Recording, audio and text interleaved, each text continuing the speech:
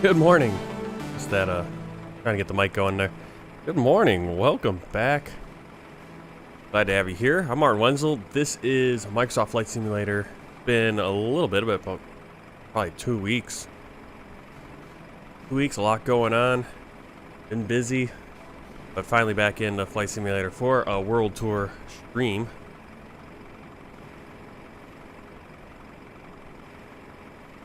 That stuff all set up.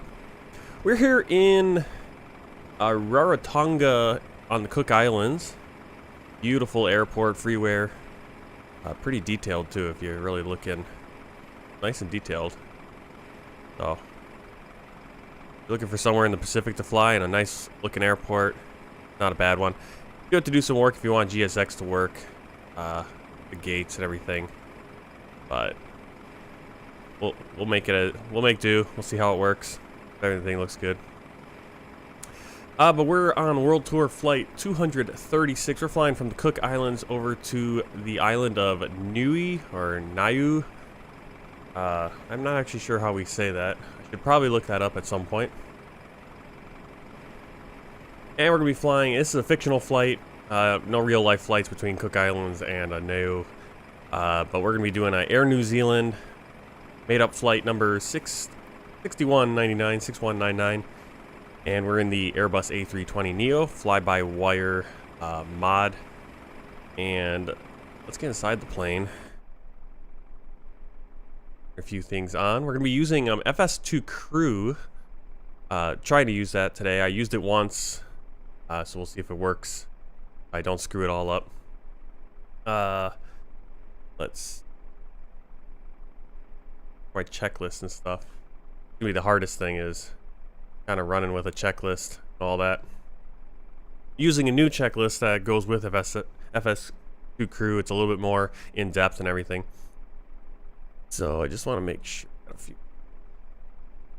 Get in here. We got our sim brief pulled up in the EFB. I think we want to open this door here, right? Should automatically open that door.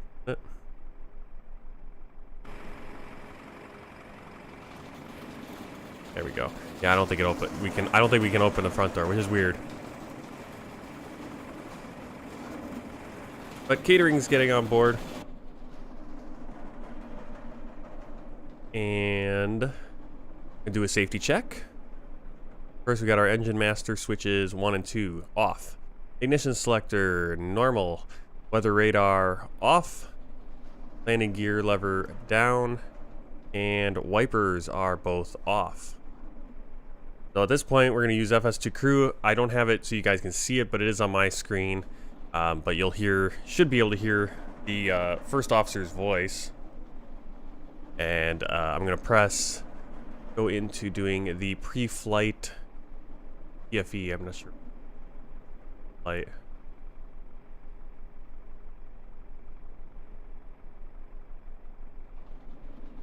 Preliminary cockpit prep flow. Okay. See, some things are getting set up. All right, here I'm getting set up. Cool.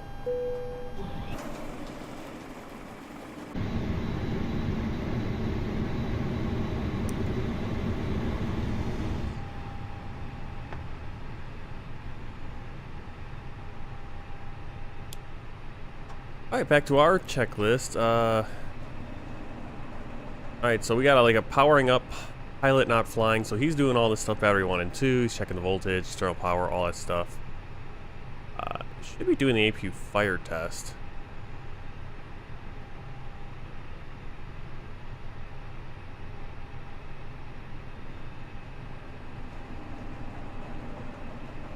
Didn't hear him do that though. But it'll be our job here for cockpit preparation to make sure no white lights and all that other stuff. That's what we're going to do right now. Here's going to check the overhead panel scan. We're looking for all white lights off, so here's the crew supply. Turn on ground control while we're up here. Going through that.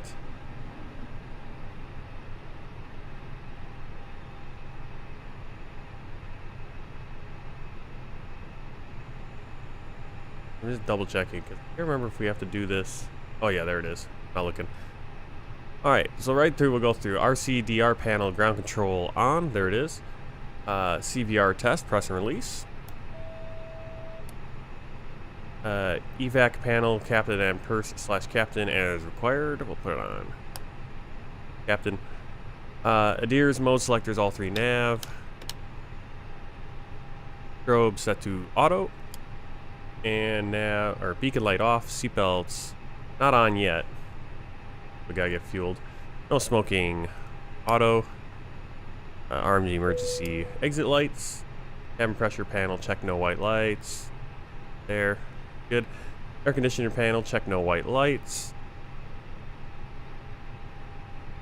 APU bleed on. So we do have available the APU. He started it up. Turn that bleed on. X bleed is auto.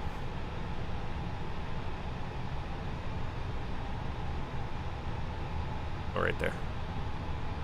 Battery 1 and 2 off and then on. There's off. 10-second after battery on. Charge on eCam electric peg must be below 68 and decreasing. We can go down here to the eCam page. Electrically, there it is. You can see we're below 60 and it is falling.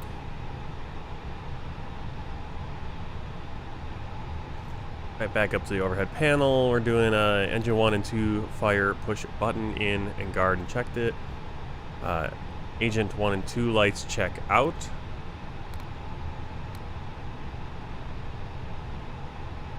What we gotta do right there. And then we'll test it.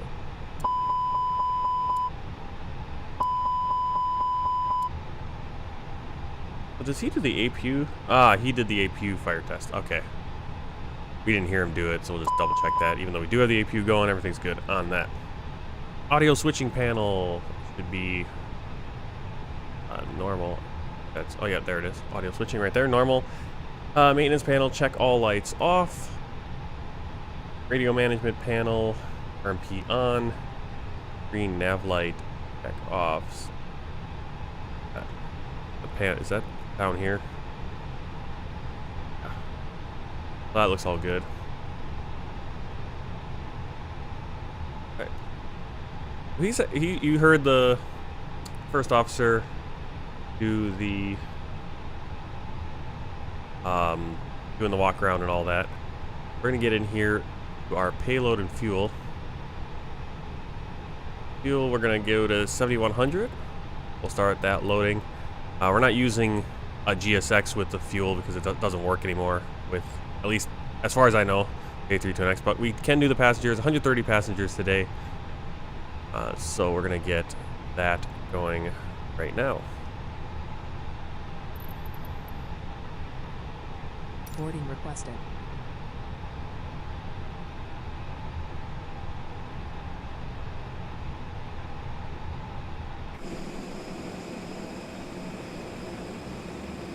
Yeah, not sure why we have a baggage truck there and why the door isn't working for my plane.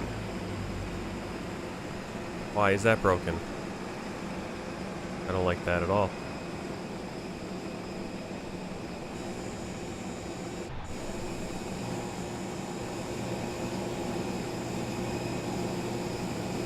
I'm not using... This is an issue that happens when you're using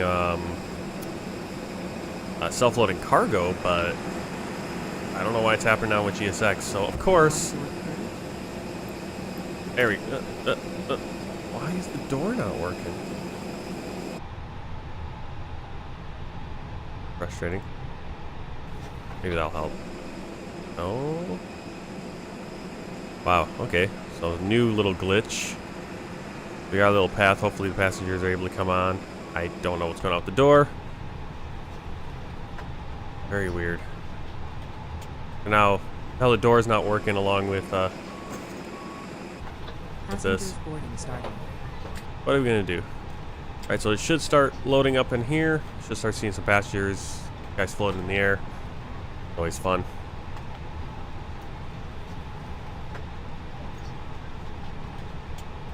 Brightness.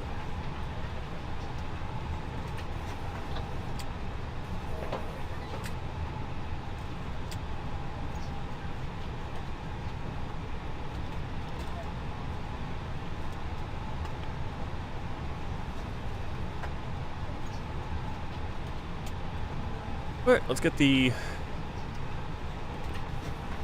I think I'm just out of date on my nav database. That's another thing I always forget when it's been a while to just double check that, but should be alright. We'll go to NIP page, we'll request, get it, pull it right from SimBrief. Looks good. Go on SimBrief panel, just we double check.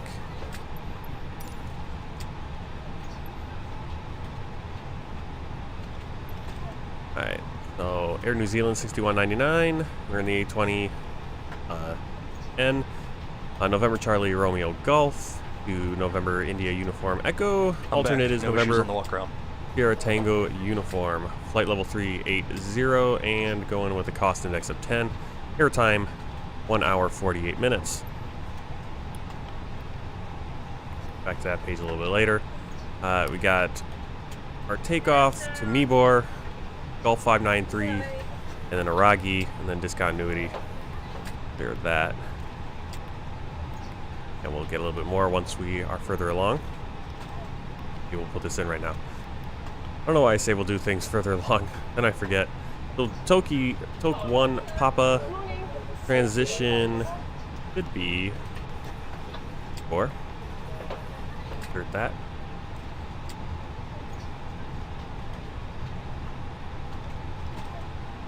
And go down.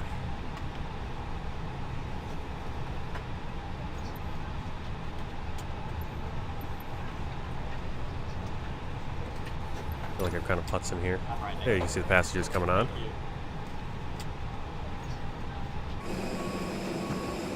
Unfortunately, the door is broken. Trying to figure out why the catering truck is still sitting here. So a lot of weird things going on. Which ESX, I had it all working decently when I set it up, but doesn't seem to want to do it now. Request ATC clearance. Clearance delivery. Good morning. It's American. American is at the gate with the numbers, requesting ATC clearance.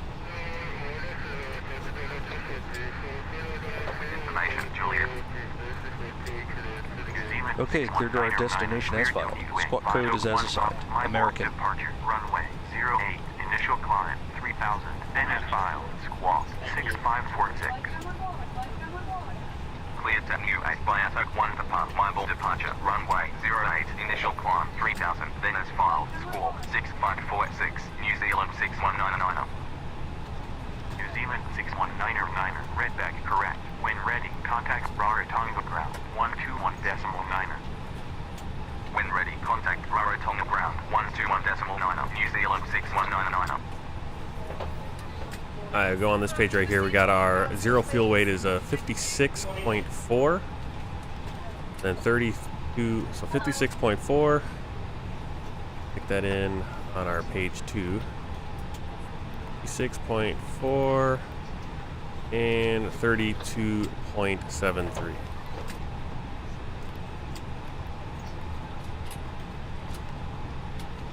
Alright, fuel planning. We actually are going to have 7.1 on board.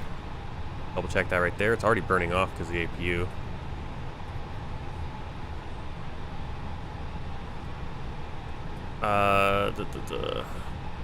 Do our trip wind. Grab this from the SimBrief. Go on this page, and we're doing that wind component minus 46. Headwind to 46 knots.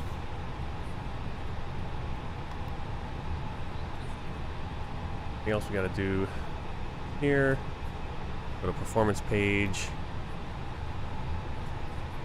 Taking off runway. We have. Hi, the security and safety check are all done. Are we good to start boarding?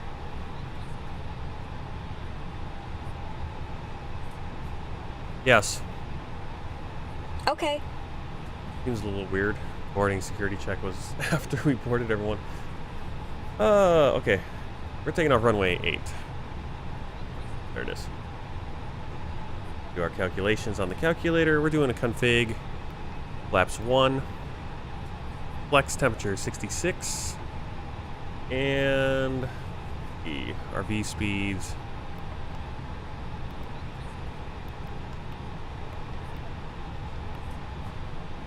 There, 130, 131, 135.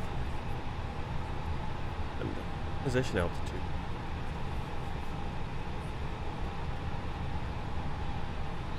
$13,000. Yep. All right.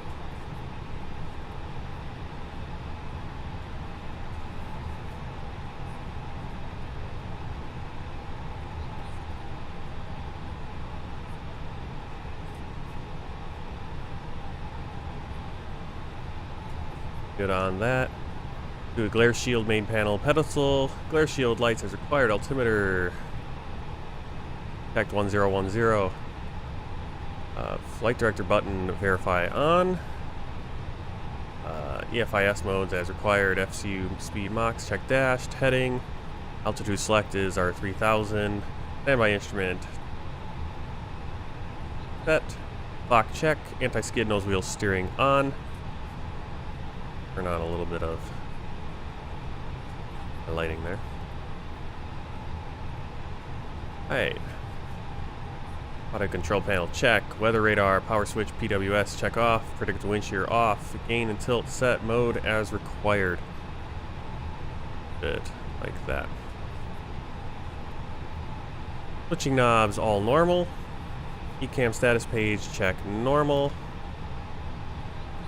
Pressure page, check for landing. Altitude is on auto, or landing elevation is auto. Cockpit door, check and set.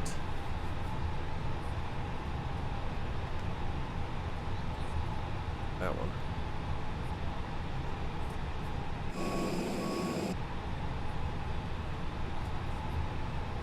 I hope that door closes and we're not screwed.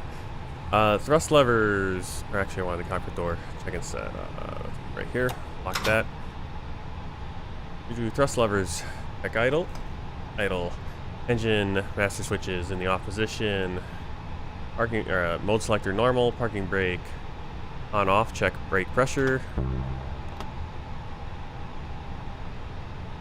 and gravity gear extension, check stowed. ATC mode selector auto. System 1, altitude reporting on, spot code set, TCAS standby. Check the box. Okay.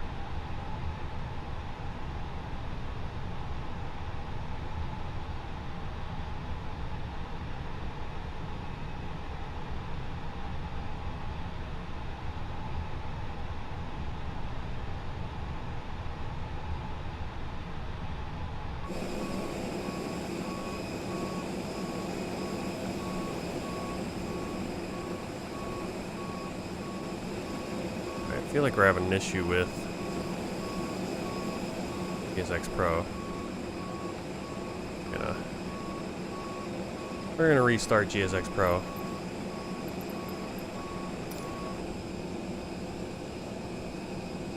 Now I'm stuck with my doors not working. Door broken.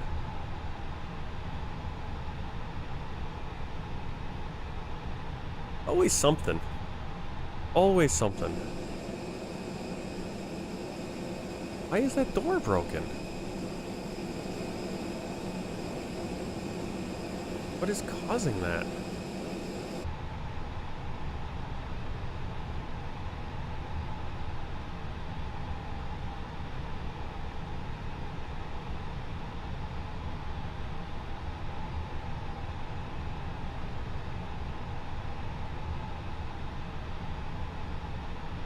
That's beyond frustrating. Always, sometimes. Yeah? Okay, door is open. And now it's closing.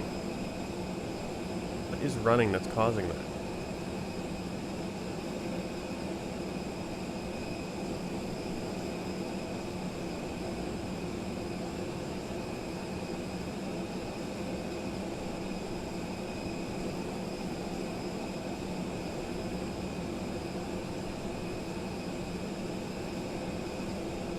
Okay. No.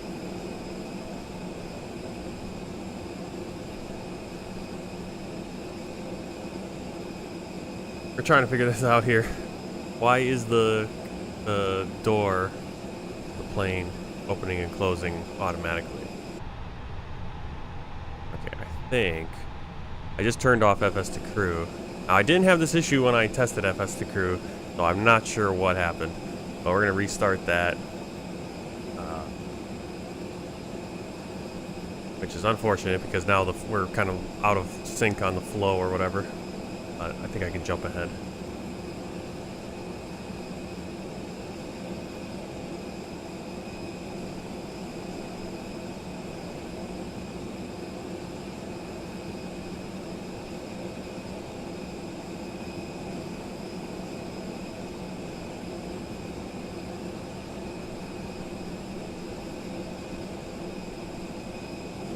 And then I think I screwed it up by closing it because now the command center isn't open.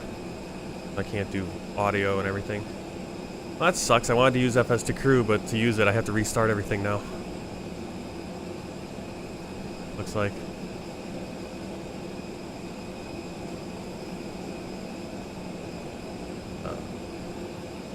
What a joke. What a joke.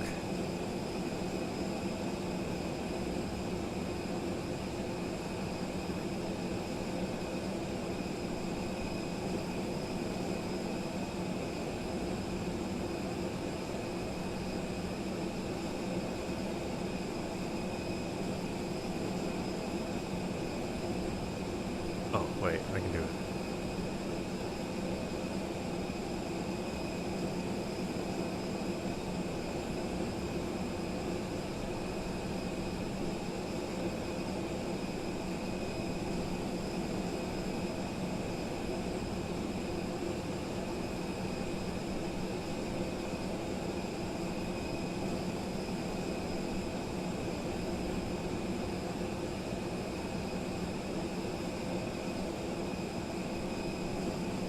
Alright, so we're just going to skip through on some of this. Alright, so takeoff briefing.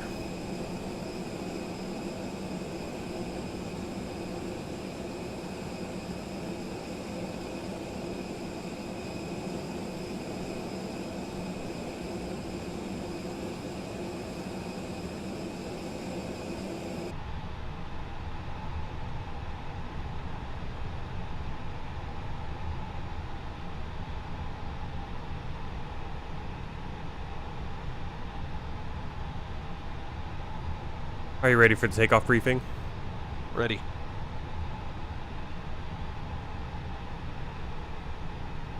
Alright, so we should be pretty much set there.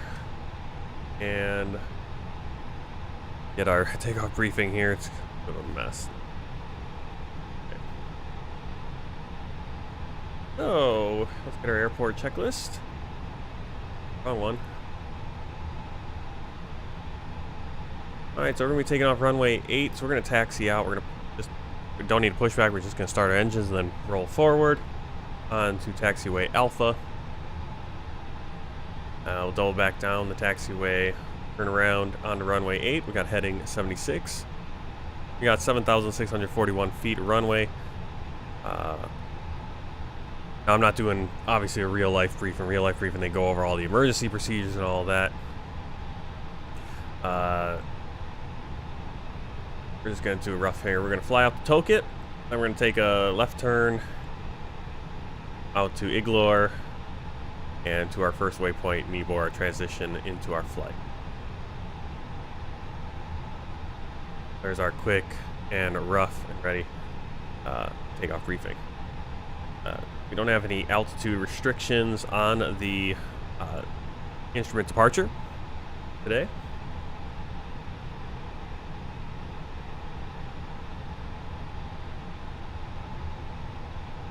Alright, let's keep going on our... Any questions? No questions.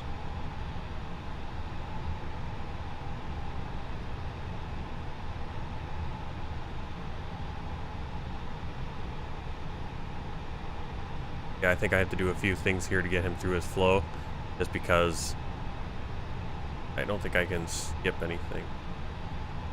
Oh. Request ATC clearance. Request ATC clearance. Clearance delivery. Good morning. It's American. American. American. Is at the gate with the numbers. Requesting ATC clearance. Oh, got the wrong call sign in there. Okay, clear to our destination as filed. Squawk code is as assigned. American. Oops. I have to change that, everyone. Alright, check the box. Check the box. Okay. Alright, we'll get through this. We're going to check the box one more time. Let's see, we're going to go close doors. Doors are all closed. Seatbelts, harness. Put those seatbelt signs on. Now that we're fueled. Fuel on board check. We're at 7,100 kilos. Okay, we must have been fueling when I was putting in the information. FMS takeoff data cross check. 130, 131, 135. That checks out. MCDU. Performance. We're on the performance page. First officer would be on the flight plan page, but we are linked. So let's go performance. External power check off and removed. And it's off. And should be moved.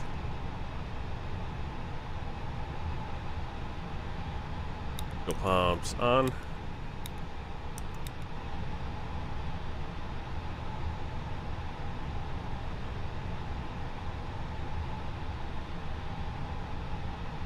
Before start checklist down to the line. Cockpit prep. Completed. Completed. Gear pins and covers. Removed. Signs. On and auto. Adheres.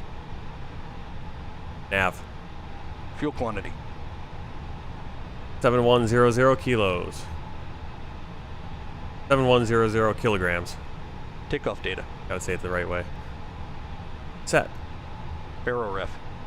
1010 set. 1010 set. Down to the line.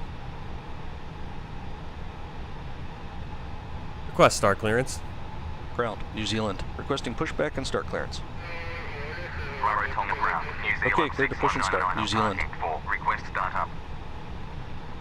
New Zealand 6199er. Startup approved. Startup approved. New Zealand 6199er. Alright, windows and doors closed. Slides check armed.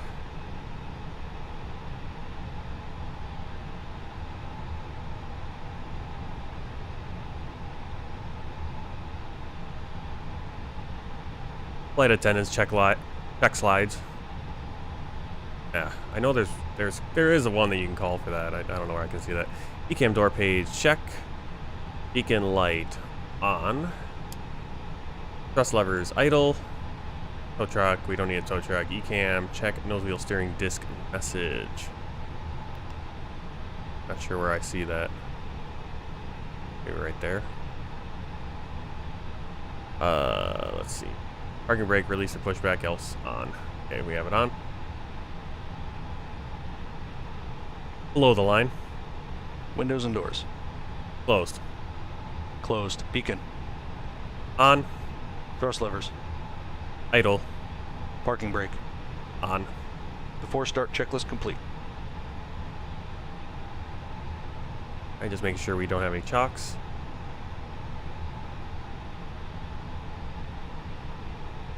And we're set to ignition start. Starting engine 2. Check.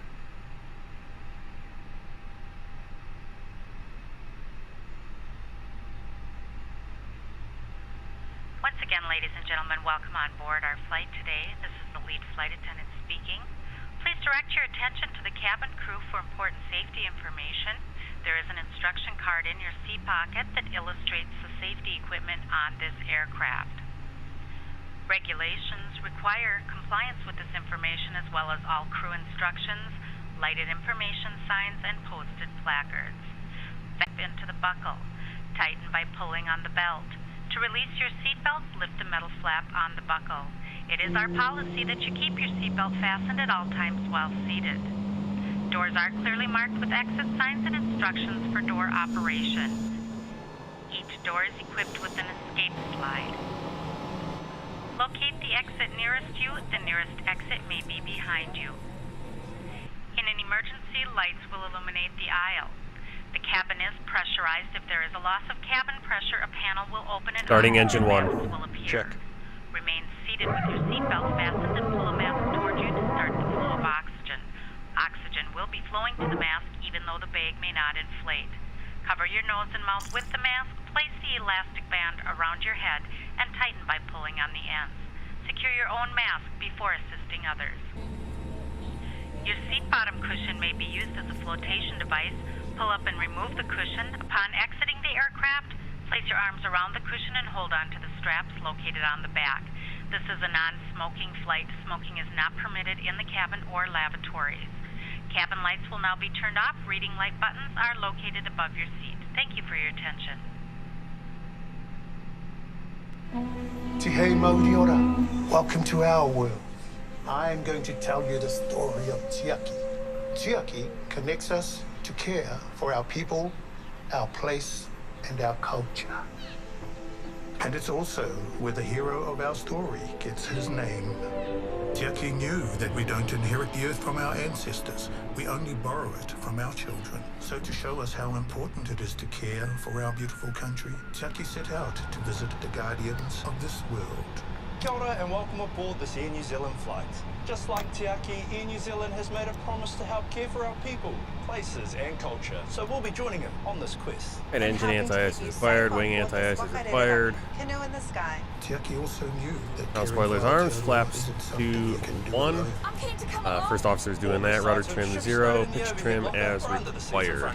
While we're on this epic journey, it's important you obey all crew member instructions. Cam upper check no status reminder. Sign lights up, return to your seat, fasten your seatbelt. Seatbelts fit think low that's and good. tight across your hips. Keep them on throughout After the start flight. checklist. If you need to get up, Anti-ice. simply lift the lever like so. Off. ECAM status. Checked. Pitch trim. But I went a bit hard.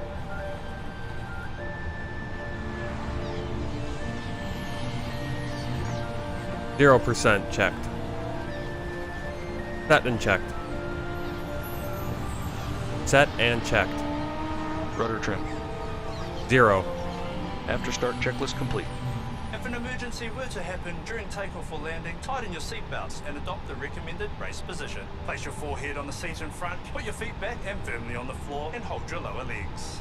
In business premiere, sit upright, put your hands on your Flight thighs control and check. feet firmly on the floor. Ready. Full down. Full up. Neutral. is the guardian who breathed Full life left. into the world and gave us the wonders of the forest. Full right. Including the Neutral. very air we breathe. Rudder. Full and left. if you need air, oxygen Full masks right. will fall from above. Neutral. Place it over your nose and mouth and fit the headband.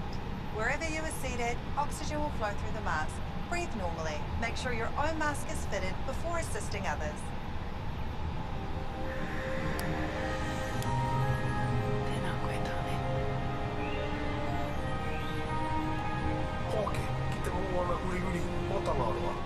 Alright, so he turned on the weather radar, predicted wind shear, terrain, and auto brake set Your to life jacket is max. within easy Perfect. reach. It's under your seat. They're easy to fasten sitting down. Just rip back Request the tab, taxi place clearance. it over your head. Ground. Put the Good morning. straps together It's New and Zealand. tighten. Ready to taxi. Only pull on the red tab to inflate Rarotonga ground, New Zealand 6199, request taxi. Clear to Cool, taxi. redundant. New Zealand. New Zealand 6199, taxi to holding point, runway 08. Taxi to holding point, runway Remember, 08, Chiaki, New Zealand that it's 6199. important to only take what you need and to put your first catch back.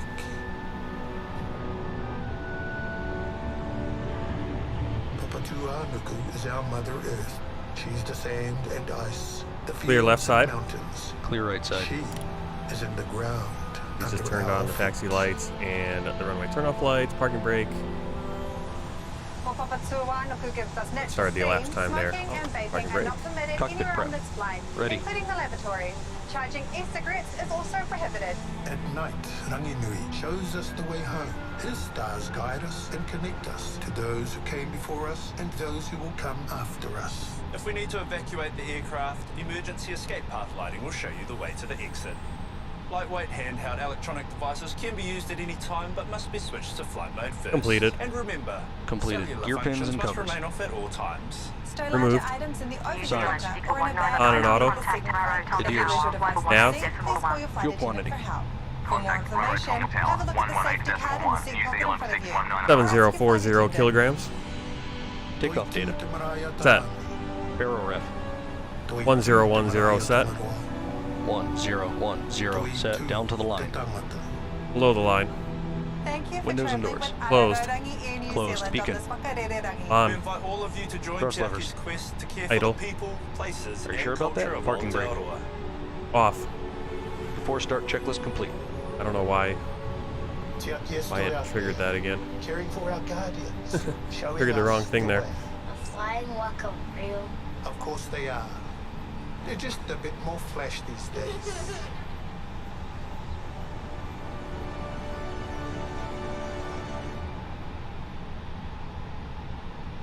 We're going to turn on our lights since we're going on the runway. Get everything to strobe.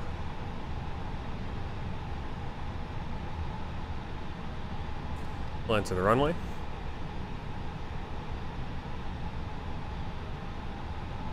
Brake check. Pressure 0. Rudder. Oh wait, that's...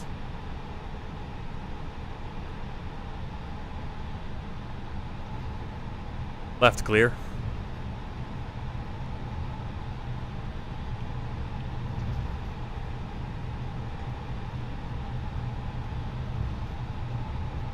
Beautiful runway here. Really good textures. This is a really good freeware airport.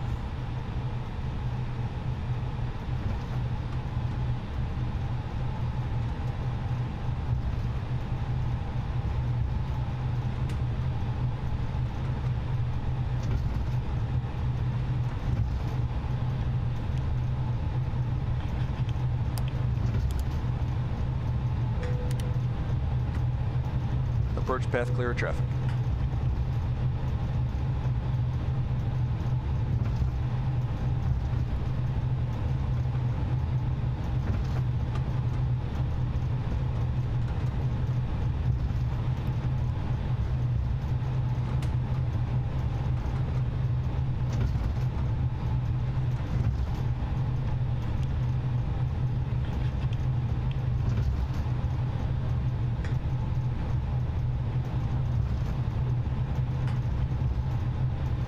Yeah, it's not flowing as well as it did on my test flight.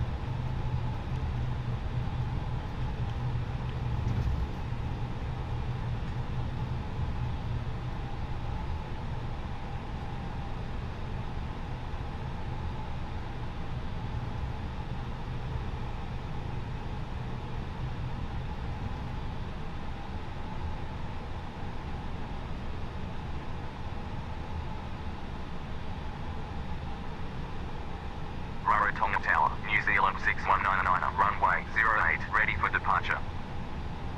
New Zealand 6199, wind 140. Before takeoff checklist down to the line. Flight controls. 08, Checked. cleared for takeoff. Checked. Flight instruments. Checked. Runway Checked. Briefing. 08, cleared Confirmed. for takeoff. Flap setting. 6199. Config 1 plus F.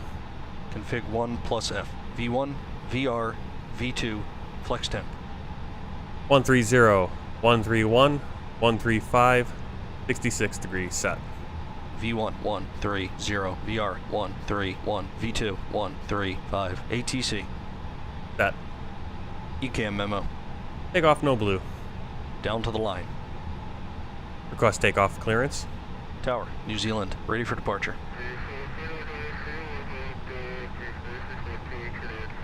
Cleared for departure, New Zealand.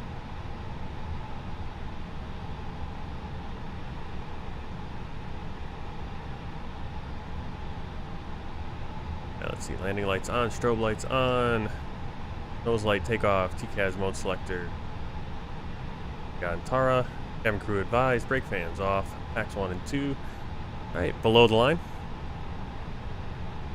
Below the line. Takeoff runway. 08. Confirmed. Cabin crew. Advised. TCAS. Tara. TARA. Engine mode selector. Normal. Packs. On. Before takeoff checklist complete. Alright, here we go. Takeoff. Ready? Check.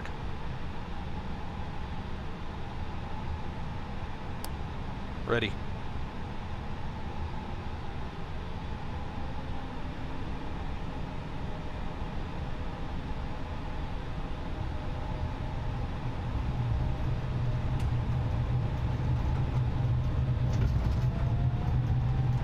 Thrust set.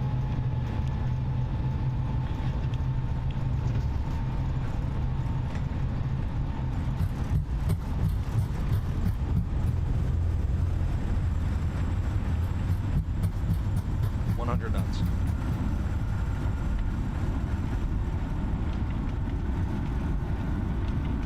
V1. Rotate.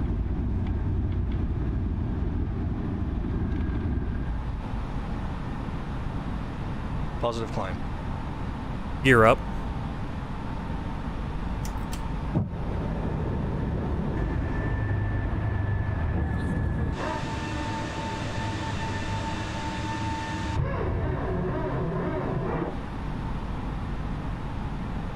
Gear up.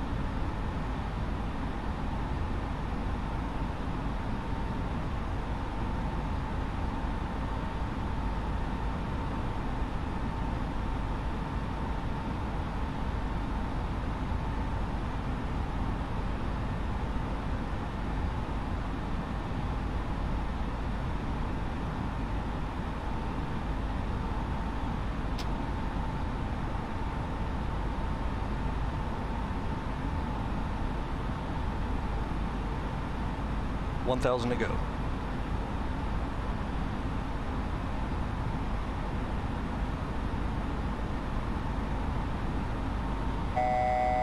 New Zealand 61909. Flap 0. Contact. Speed check. Maintain. Flight level 130.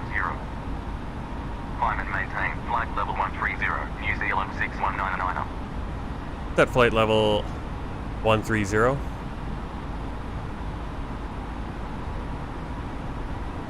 Flap 0.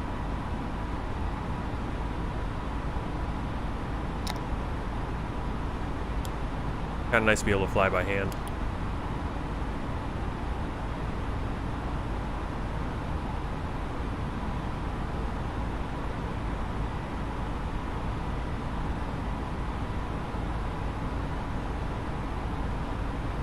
After takeoff checklist, down to the line.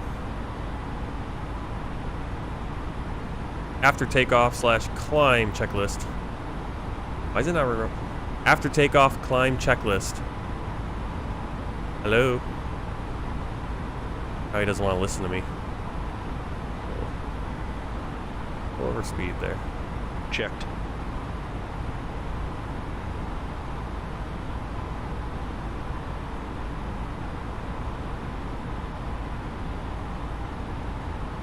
After takeoff climb checklist. Landing gear. Up.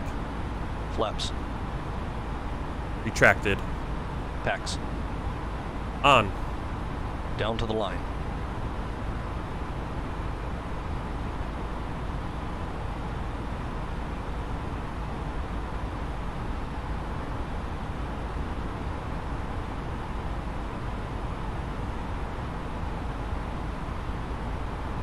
Now he should, at 10,000 feet, turn off the landing lights and stuff like that. We'll see what happens. Gotta keep that going over speed.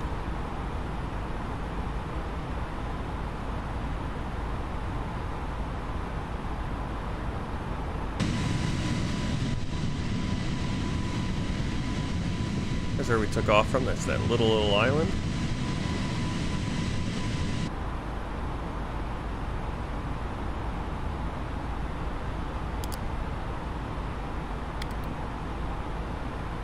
You can see he just turned off the lights.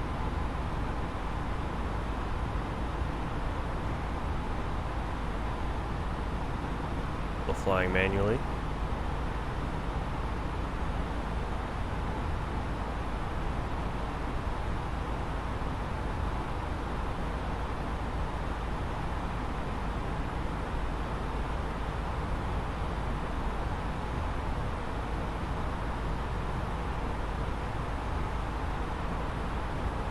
We'll wait on the below the line checklist. That's for basically once we get to 18,000 feet or 13,000 transition altitude.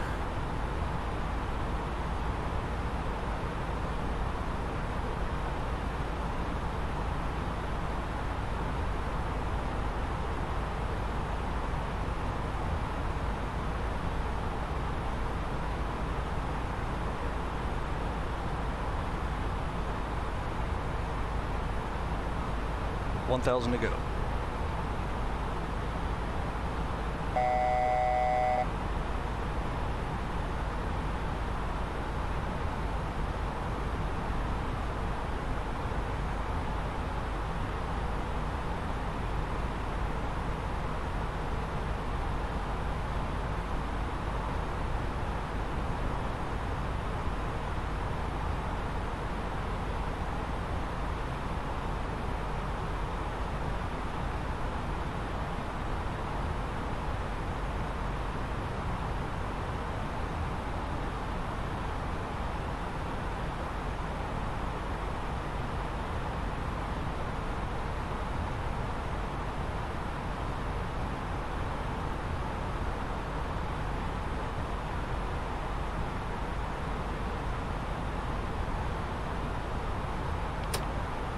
We'll set the autopilot.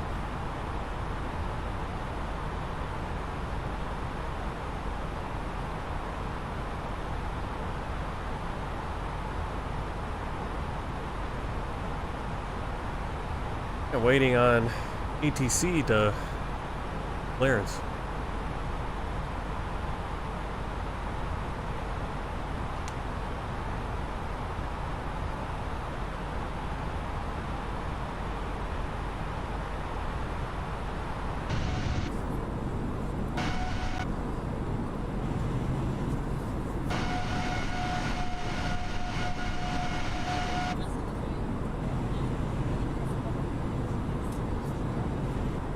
These are my favorite views. Looking back.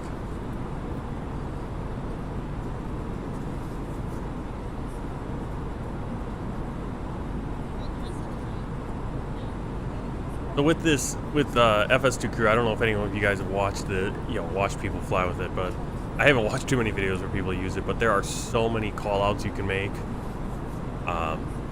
There's a whole page just of FMA calls and. Kind of cool to insert more of that. Unfortunately, you have to buy FS2 Crew for each plane. New Zealand 61909er, climb and maintain flight level 220. What's cool is I can be in this view and I can just tell him to set flight level. Set flight level 220. Well, good. Set flight level 220. Well, there you go, you just set it.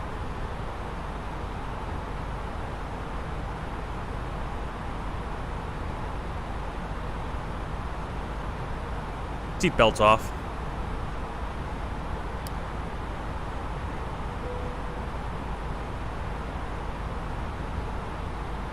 I can tell him to do other things.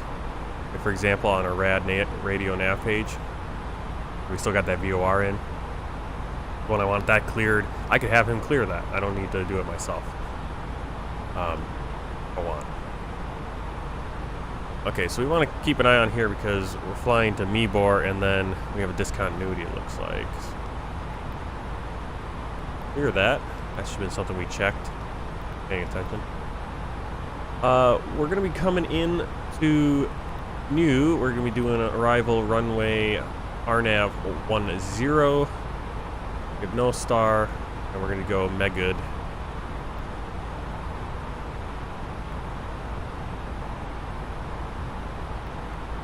Actually, I want to change that.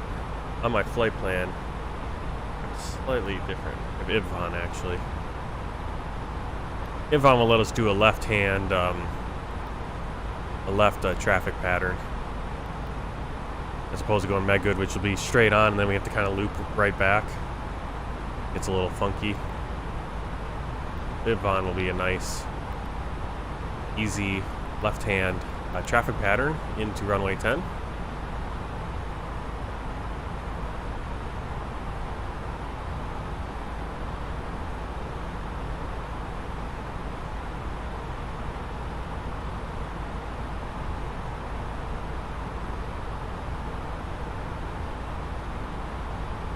So it's kind of cool with FS2 Cruise. You can just, you're able to make a lot of these call outs, and then they'll respond in certain ways. There's stuff you can say to the purser. There's all these FMA calls that I have no idea. I suppose, you know, these are calls that you'd make in real life, a lot of them.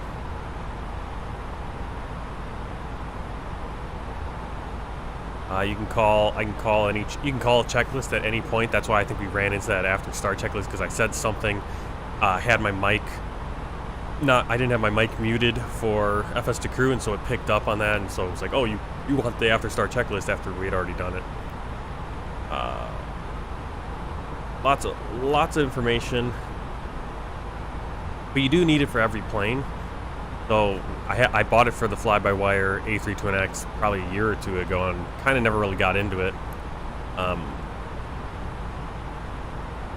If I really get into it with the A20N, maybe I'll get it for the CRJ and for the Boeing PMDGs. I think the PMDG one just came out like the last month. So. Clear to assist the flight attendants to serve you efficiently and also for your own safety. Thank you. 1,000 to go.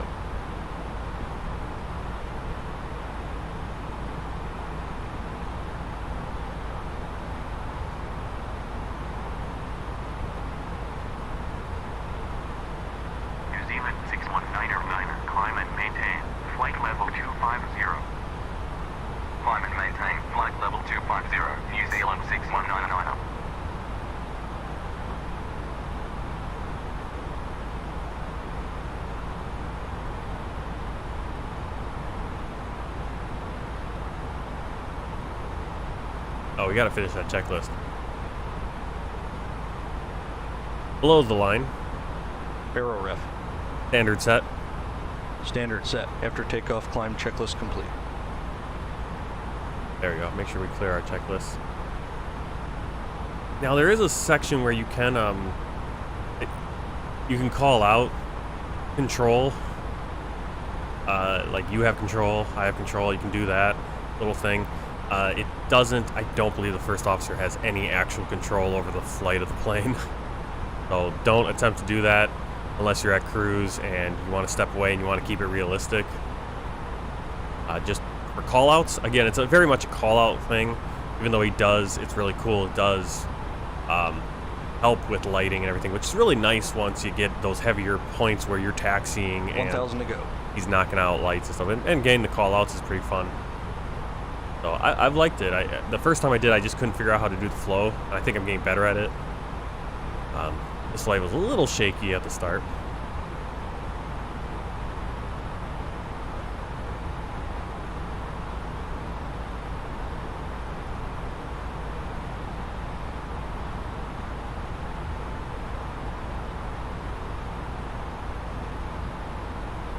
New Zealand 619er, climb and maintain flight level 34.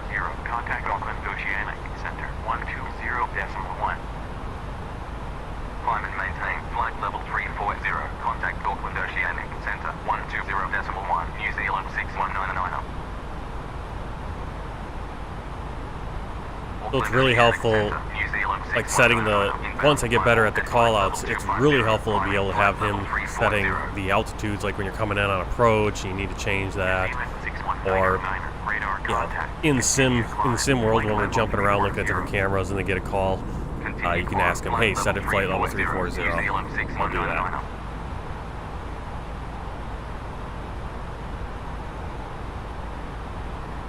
So a number of these callouts, I don't know, like there's these FMA callouts, I don't know how that works.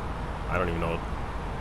So as we go along, I'll learn a little bit more, and even doing a lot of just the studying for my written tests for flight school and stuff for the FAA written tests. Right now doing for the PAR. I forget what that means, what that stands for, but it's the private pilot license, written test. And learning so much, and hopefully as I go along I'll be able to implement things into our flights and do things a little bit more the way we're supposed to do things.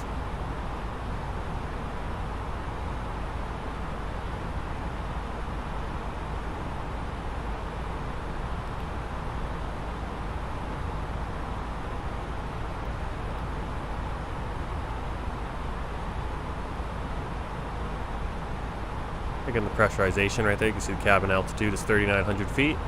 It's a nice comfortable pressure for passengers, not too high, not too, right in the middle there.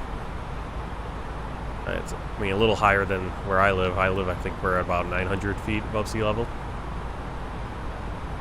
But you know how you get lightheaded when you're in like Colorado, Denver? My wife got really lightheaded when we were out in the Rockies and we were staying at a place, so she actually needed some like oxygen or whatever. Obviously, we do not want this to go, I think beyond 10,000 feet is obviously danger zone.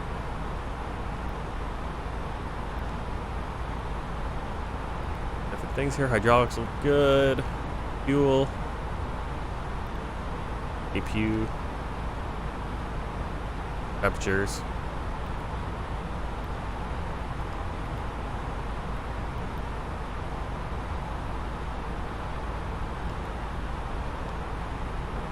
There's the pitch trim.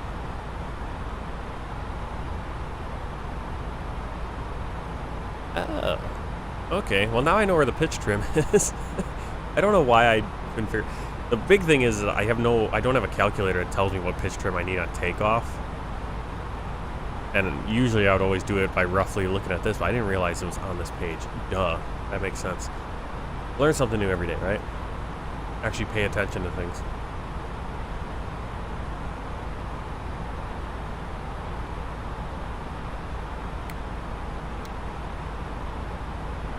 Panels over here, so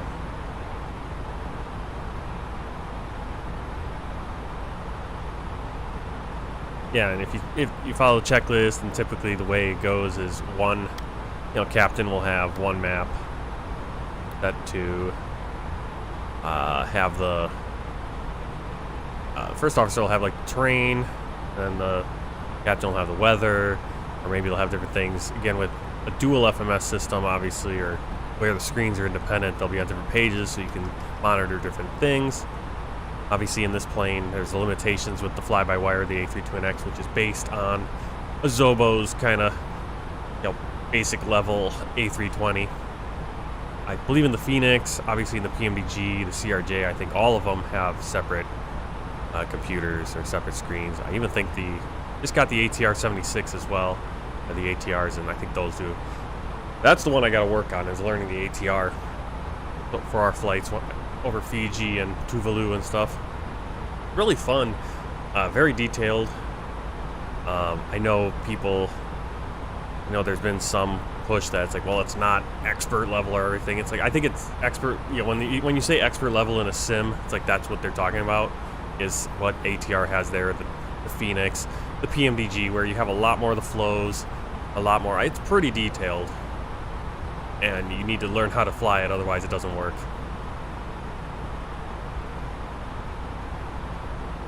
Alright, so we're just kind of cruising here. Not much going on over...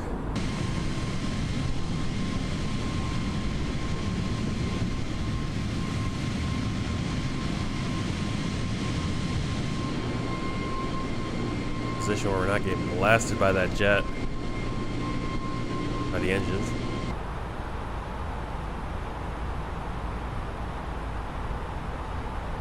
Crossing flight level 320.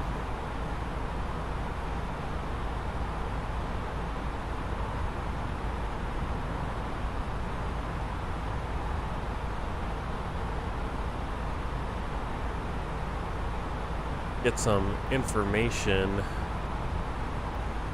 from ATSU. We'll see menu, weather request, we'll get our MEDAR. And we can also get the TAF, which is nice to get. MEDAR is going to be your current data, and then the TAF is the terminal area forecast. 1,000 to go. So, can in many ways be a little bit more useful depending on how long your flight is and how far out you are from the arrival airport.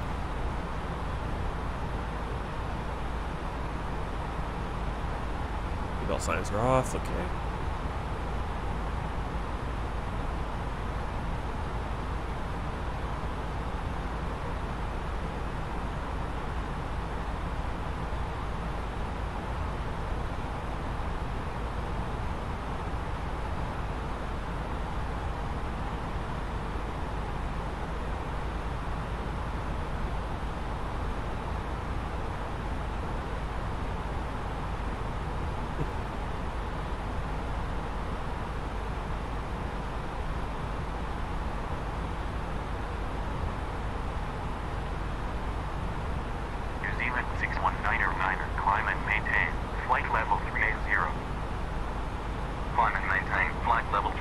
That flight level 380.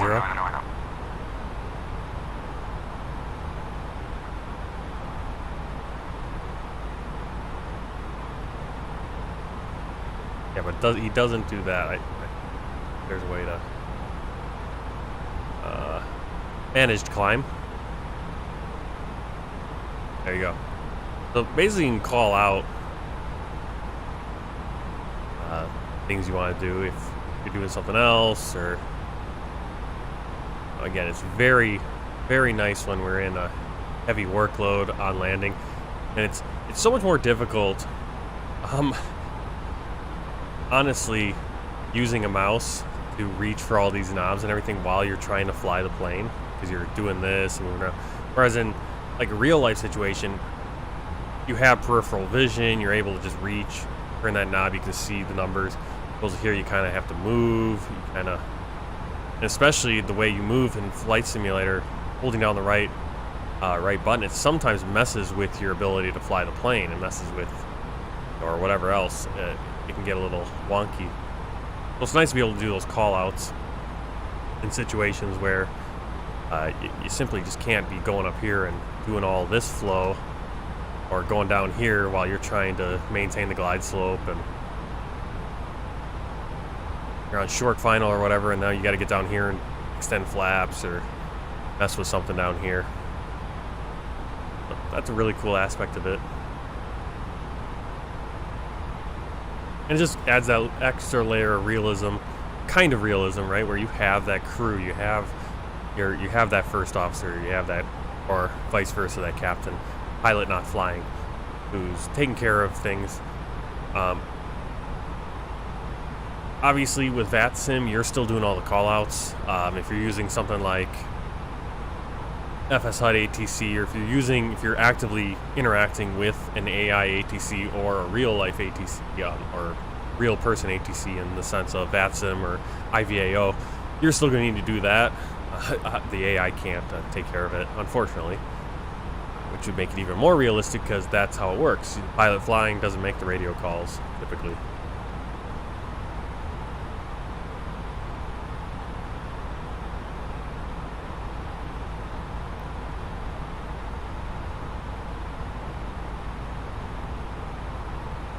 So if you're looking for a really good checklist, go on flightsim.to, JD, Jaydee, JD. He's also on YouTube. He's a German YouTuber, so his tutorials and everything are in German. That's actually the tutorial I followed for Hit the ATR was with him, and it was all in German, so it's a little hard. So I need to find one that's in English. but I think I was going off of his checklist also. 1,000 to go. Really detailed checklist. I think I use his checklist. I've been using his checklist for the CRJ the whole time. Now I've just picked up the FlyByWire A20N, which I actually like even better than my old trusty one that I've been using forever. This is the old one I've been using. Very simple. With his JD checklist, he has for the A20N with or without the FS2 crew, and he's got a simplified version and what does it call it? An amplified version. I think the simplified version, I'm looking. Yeah, it looks like the simplified version is designed for you to do everything. And if you want to use FS2 crew, you can use the amplified version, which allows you to do certain things, has the co-pilot doing the other things, and it's a little bit more closer. Seems a little bit closer to a real life where there's a lot more things going on. You're checking and setting a little bit more stuff. Also got really cool diagrams for your takeoff, rotate stuff. If I can get you just a quick shot of that. I do not have a way to do that. I think I do. Whoa. I want.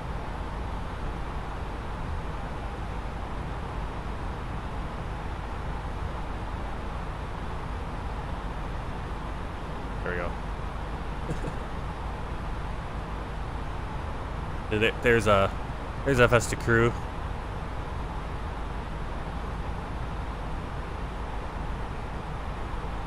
But yeah, it's really cool. It's got these these little charts here showing you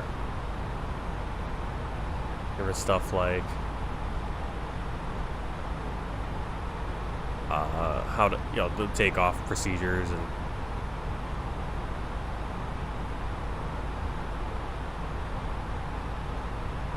I don't know what I did to my PDF viewer. It got all messed up. But yeah, it's, here your initial climb, V2 plus 10, and then once you get to 1,500 feet, then you do that accelerating, kind of lower the nose, accelerate up to 250. Same with descent here. Flaps 1, approach mode active, S speed. So it's really cool. You can actually, now I don't think he has on every plane like that. My CRJ, I don't think it has that, but it's got a lot of information, which is really cool to get you. I don't know how he knows all this, where he gets all this information, if he's might be a real life pilot himself, but definitely knows his checklists are really nice. So if you're ever looking for some good checklists, check him out on YouTube. Again, he is German, so everything is his streams and videos are in German for the most part. But they're still, if you can follow along, they're still really informative. And then his checklists, you can find those on flightsim.to, and really good comprehensive checklist for a lot of planes. He's got a lot of checklists for a lot of planes. So if you're looking for a checklist for a plane, you can probably find one that he has made, and it's probably going to get you up in the air and doing things pretty accurate to how you would do it in real life.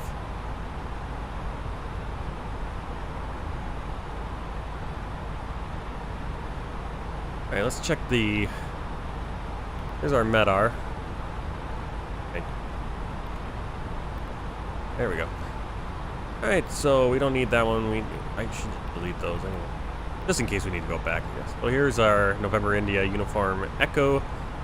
23rd of May. 1200 Zulu, which would be... It's probably a couple... it's about 2 hours old. Over 2 hours old at this point. Auto. What that means. Maybe it's like an automatic. Hey, Henry Kim, welcome in. Looking at our MEDAR for our arrival. At this point, it was saying 3 winds out of 300 degrees at 1 knot, so not too much on winds. Temperature 18, dew point 17, QNH 1012, so nothing really crazy there. I think auto must be, it's just kind of like it automatically generates this as opposed to being inserted. It doesn't have a lot of information. I'm not sure what November Charlie Delta means. I haven't learned that yet. not a ton of use for us. Let's see if this one is any more useful. This one's actually less useful. And not much of a... Now here you can see. So here's the TAF for November India Uniform Echo from May 25th, 11:04 Zulu time. That again, that's now 3 hours old, over 3 hours old. But this is telling us on the 23rd at 12, or this is good from 23rd from 12 to the 24th at 12, 24 hour. It's telling us basically we're going to have winds 140 at 6 knots, unlimited visibility, scattered clouds at 1,800 feet. So, not much of a forecast, but I guess it's not, a lot of stuff isn't really changing either. Is the headwind A339 suitable for VATSIM and long-haul flight? Oh, I couldn't tell you. It usually is. It usually is. Make sure you have the latest version. I would suggest making sure you do a test flight. Make sure all the systems are working. Just do a short test flight, like a half an hour. I mean, just take off, land. I mean, you could even just do like a traffic pattern with it. Just make sure things are working. Make sure you can set your flight computer and do all that. The A339, the headwind A339 uses the A32NX. So whatever A32NX you have installed, the FlyByWire A32NX installed, it's going to use that. It should work. There's a few aesthetic differences that they do on the cockpit, but otherwise the systems are all from FlyByWire A32NX. So yeah, you can use it for VATSIM.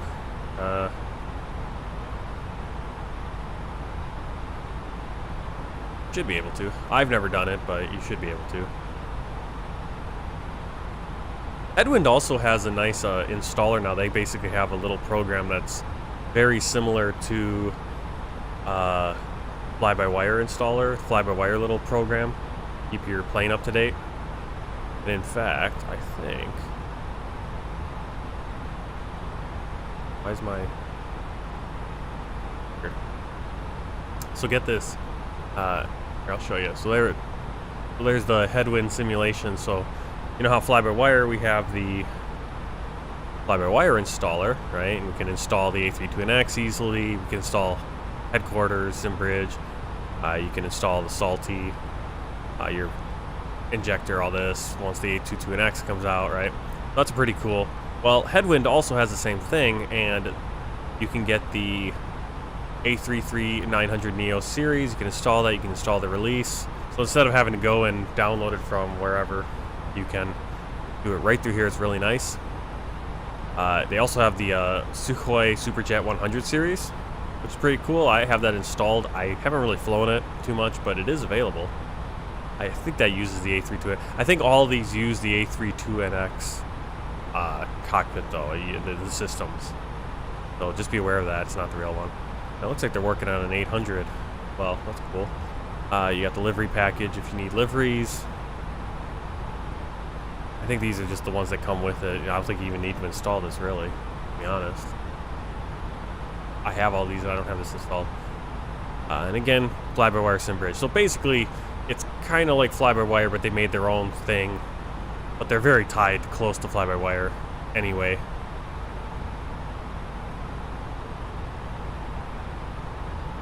So yeah, it's as long as you know how to fly the A32NX, your weights and balances are going to be a little bit different because it is a bigger plane. It's not as far along. I don't think you have the EFB in the A339. So, but it usually works pretty well for a long haul like that. If you want to do something, yeah, San Francisco to Heathrow, you're going to need, you're going to probably need the Headwind. I would double check, make sure that what I would do is go in your Microsoft Flight Simulator when you're setting up your flight, just double check like that the radius of the flight on the flight planning screen. I usually don't flight plan my flights on that screen. I do it all in the FMS and everything in here. But it's always useful to just make sure that that plane is capable of going the distance you want to go before you get on VATSIM or, 10 hours into your flight or whatever, and then it crashes, ran out of fuel.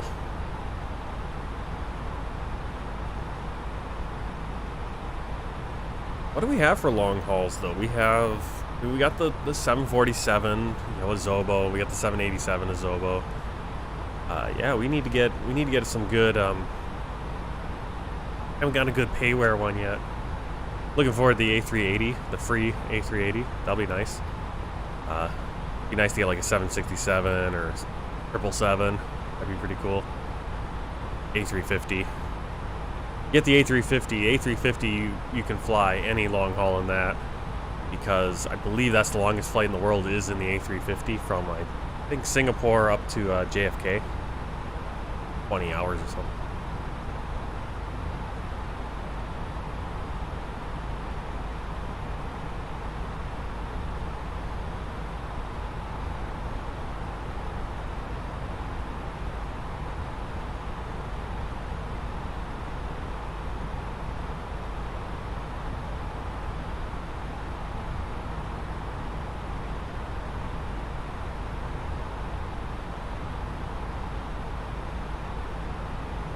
So, we'll print the MEDAR off. This is a little bit out.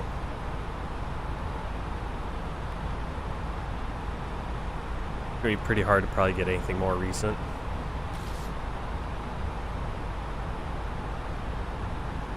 Go to the performance page, and we can actually just set this up really quickly. That way we have it in. 1012, temperature 18. And again, I think this is going to, hopefully we get more information where we can change this. Wind 300 at 1 knot. Transition altitude, double check in. I don't. 11,000 for new airspace. And then the minimums, looks to be the Barrow. Check out our chart. Find our minimum on our approach. So here's our approach chart into November India Uniform Echo, a new international RNAV GNSS runway 10. Final approach course is going to be 97 degrees. Procedure altitude Uniform Echo 901 is 2170. So that's where we're going to be capturing. Not really capture. I think we can capture glide slope. I think an RNAV basically allows you to use instrument approaches where you don't have an instrument approach. I'm not sure how it works 100% though. I don't know if it'll bring us in.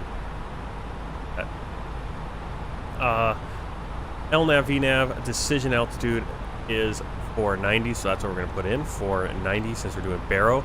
If we want to do radio, which would be, so Barrow is always going to be your above sea level, MSL, above, is it mean sea level? I know MSL is sea level. And then 279, your decision height would be AGL, above ground level.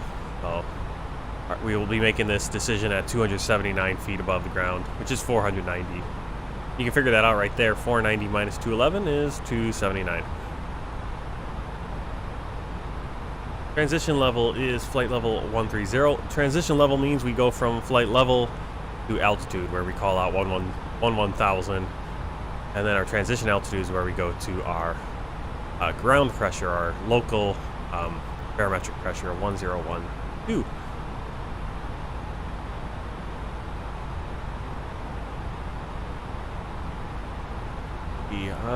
Anything else? So we're coming into Ivon. You can see I picked Ivon so we can have a nice kind of left-hand traffic pattern, as opposed to coming direct into Meggood and having to spin around and come back, and that spin around always ends up we're fighting to get back on track. This way we have a nice boom left turn in to our final. Very standard approach. Let's see, at Meggood we need to be at 3,000 feet. Probably even at Ivon we'll be targeting 3,000. for our yeah, the Uniform Echo 901, 3,000 feet. Oh no, from 2.6 miles out, 2.6 nautical miles out from Uniform Echo 901, we're at 3,000. That's where we can our descent at a 3% glide slope or 3-degree glide slope. And then at Uniform Echo 901, we can see that we're at 2,170 feet. And that's where this 1,000 means. What that is. But 2,170, that way we can tell that, okay, we're on the proper glide slope, we're not too low. When you're coming in for approaches, you always want to be above or at the glide slope. You don't want to be below, even though below is where you're going to capture it, but you'd rather be supposed to be above and come down into it for safety reasons. And, you know, obviously the point of the glide slope is that it clears you of all the obstructions into the runway. You can see right here, this is advisory altitude, so this gives you us a nice, at Meggood, and then 5 miles out, 4 miles out, 3 miles out, 2 miles out, 1 mile out. So at like 2.6, we're going to be at 3,000, right in between there. 1 mile out, going to be 2490, Uniform Echo 909. So you can see right here, you know, it giving, as we're watching how far we are from the runway, you can see where we should be. 2 miles out, we should be at 900 feet, right?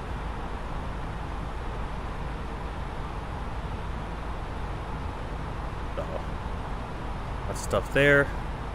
Again, there's the minimum. LNAV, VNAV, 490.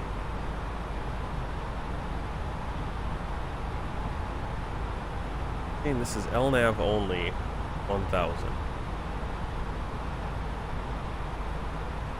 What does this mean? Oh, okay. Valid to airport temperature, 5 degrees Celsius. Okay. Well, if it's colder than, I believe if it's colder than 5 degrees, we can't use the LNAV, VNAV minimum. Use this one. Suppose. I was getting at there.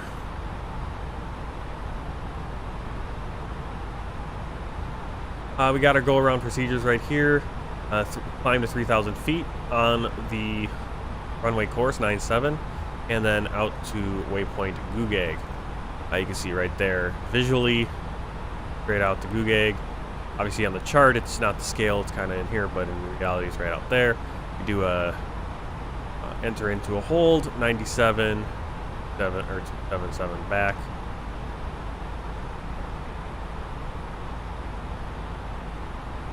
I believe this is the VOR.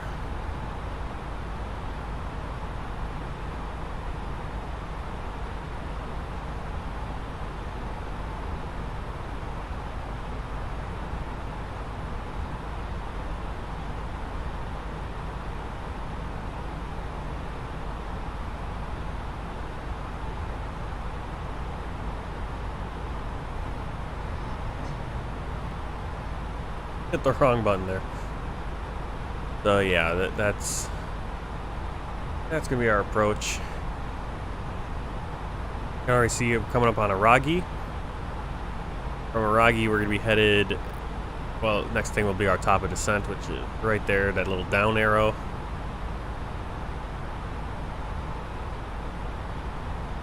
Then we're gonna hit the speed limit at 10,000 feet. Below 10,000 feet, MSL. All planes must be under 250 knots. That's why we were speeding a little bit when I was on that manual climb out. If you have too much speed, pull back on the stick or the yoke. Raise the nose. Your pitch, your nose, where your angle is on the nose, that controls your speed. A lot of people think it's your thrust controls your speed. It doesn't. Your thrust controls your altitude. Depending. Now, obviously, they do work in conjunction. If you have your nose aimed at the ground, even going to idle, you're still going to gain speed. But there is a certain point where it does does work that way. So if you need a little bit more speed, you just point the nose down a little bit. But if you want to maintain the altitude, you also pull back on the thrust or whatever. Any case, we need to be at 250 under 10,000. Well, then we'll go to Ibvan. Ibvan is saying about 3640. We're going to decelerate and come into Meggood about 3,000 feet. Here it's saying, yeah, there it is. I don't know why it's shifting. And I think these are constraints too when it's got the pink. See, we've got a speed 205. I don't have a. I think I have a way to see.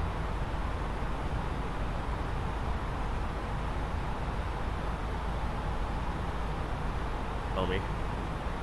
But there is I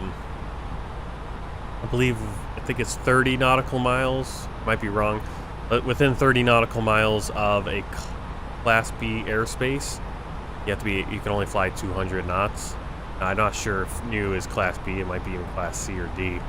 I'm not sure. I don't have a sectional for that. But right there, about 200. We'll be about 200 at Meggood, and then at Uniform Echo 901, where we want to be at 2170. We're going to be at 151 knots. I can zoom in on this a little bit better. There we go. Let's get that a little closer for you guys. 151 knots, and then at the runway, we're going to be coming about 129 for our approach. Do we have that in there? Yep, there's our approach speed, 129. Landing speed going to be 124. Add 5 for the approach speed. And if you have heavier winds, you put a little bit more wind correction in. Just a typical 5 knots. Okay, now I'm a little worried to do this, but I got some. What's really cool about this, I'll kind of pop it up again, show you. But it does show you some different voice commands we can do, flow assists. Okay, I thought I was going to say set up MCDU and he was going to do something, but this is actually telling me I should do that.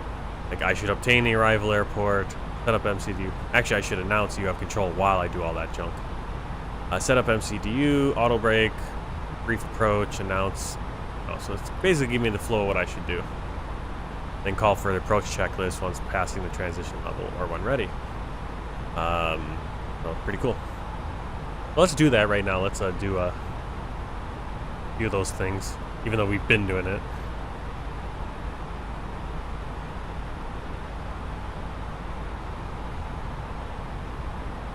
You have control.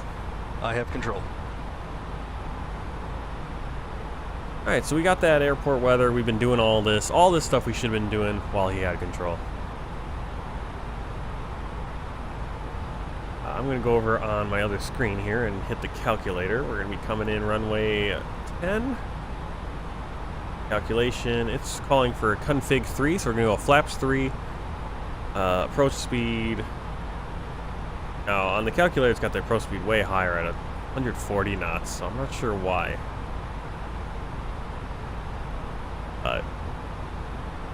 Up to you which one you want to use. I typically go with what the plane in sim has given me much of the time, if it allows me to, if it gives me stuff. Let's show you. Yes, there it is. There's my calculator.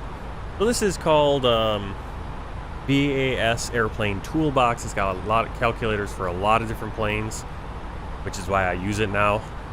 I have purchased a calculator for the A320, but that doesn't really help me with any other plane, and I think that was $5, so it's not the end of the world. I purchased it. It's a little bit, it's decent, but this one's free. It works really well. It's even got a whole checklist page too that has all the checklists that a real plane would have. What I like about this one is right here it's got our wind, 300, 1 knot, so it's got that wind. It pulls all this stuff from your sim brief and other things like that. Gives you the runway landing distance. We got 2335 meters. And so you can also then kind of look and see what auto brake setting do you need. Go low auto brake, but that would give us a margin of 178 meters. Medium is going to give us a lot more runway left when we're on our rollout. So I'm probably going to go medium, but what I'm going to do is I'm also going to double check on the chart, just kind of see where we want to exit the runway. Go on this chart, do that 2335. So we're going to be coming in, if we roll, if we do the medium auto brake, we're going to go 1,208. We're going to use up about half the runway. We'll be right about there.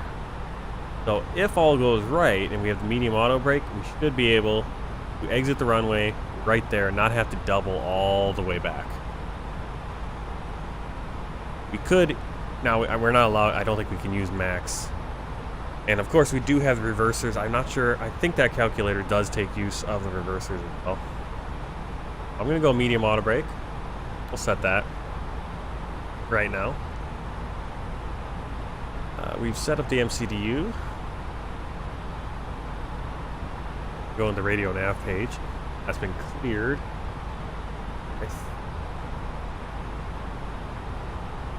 12.7 is going to be our VOR.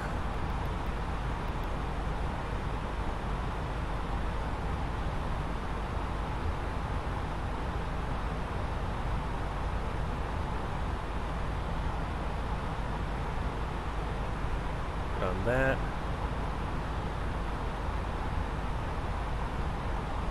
Basically brief the approach. And I'm going to leave control with him because I'm going to step away for a moment. Hopefully, looks like we got part before that top of descent. Let's see.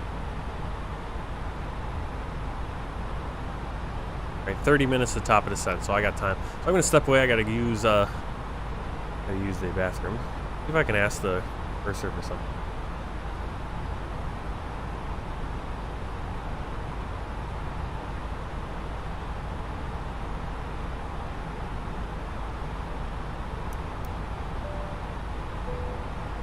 Hi, it's Andy at L1. How can I help you?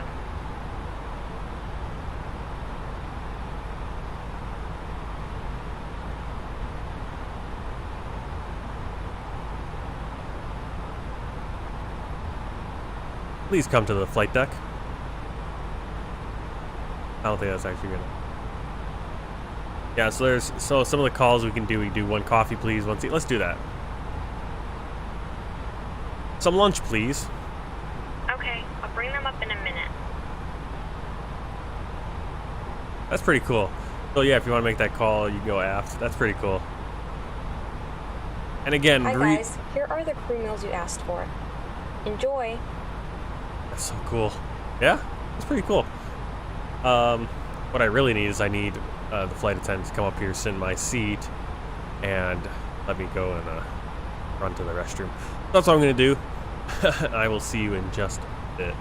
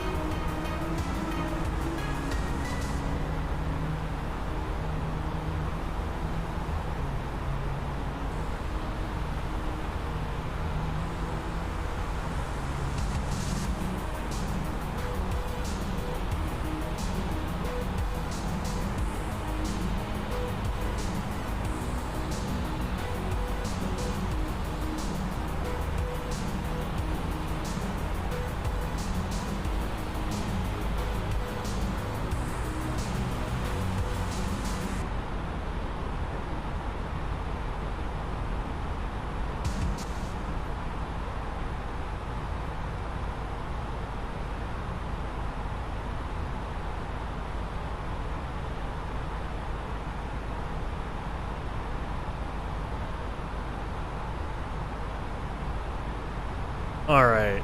New Zealand 619er, expect RNAV approach, runway 10, report when ready for descent. Alright, so we're gonna get our nav approach here.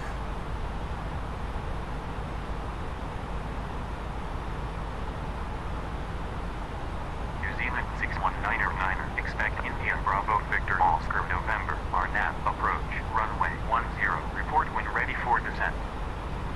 Got Avon right there. Bravo Victor Oscar November, RNAV approach, runway 10, report when ready for descent. New Zealand 619er. I have control. You have control. New Zealand 6199, ready for descent. New Zealand 619er, proceed direct IFIN, maintain flight level 380. Proceed direct dive-on, maintain flight level 380, New Zealand 6199.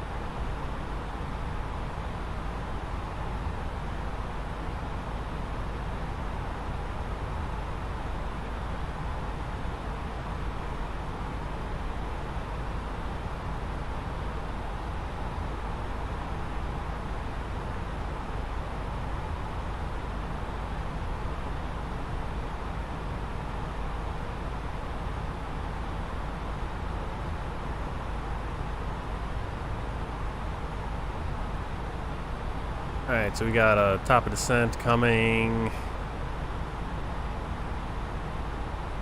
07, about 5 minutes, 4 minutes.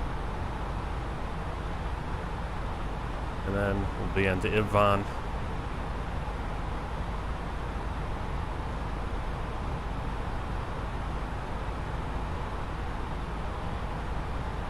What do we got there for 17-minute descent to 3,700 feet.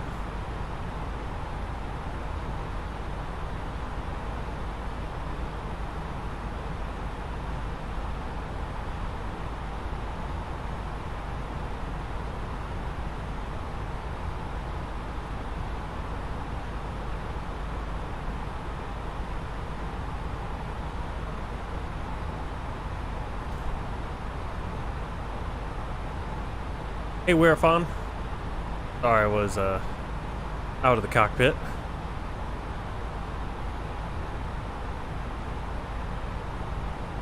We're approaching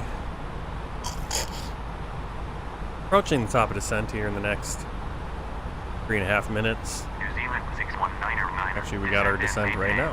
Flight level 290. Descend and maintain flight level 290. New Zealand 6199. Seatbelts on. Turned on the seatbelts.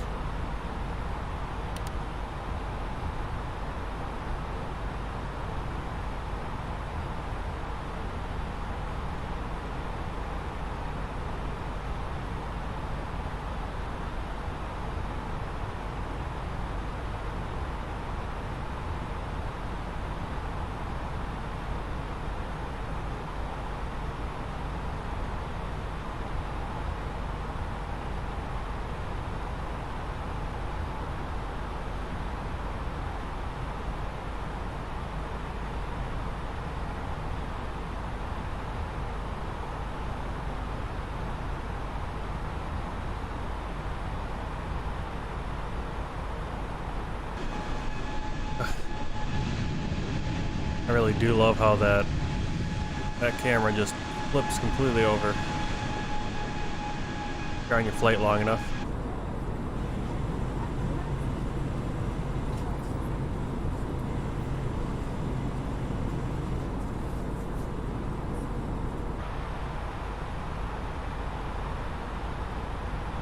I headed into Niue on our world tour. This is 236th scheduled flight of the world tour. Technically done 237, but that was because of a diversion. Way back when we were flying, I can't remember where that flight was. I know we ended up landing in either Georgia or northern Turkey. I think it was from Georgia. We were flying from Georgia to Greece or something like that, and we ended up having to divert to Turkey. some engine issue. I can't remember what it was. It was very weird. We've had our, I want to say this world tour here in Microsoft Flight Simulator has been a little less eventful in terms of disasters than in X-Plane, because X-Plane, I was still learning how to even fly anything in X-Plane.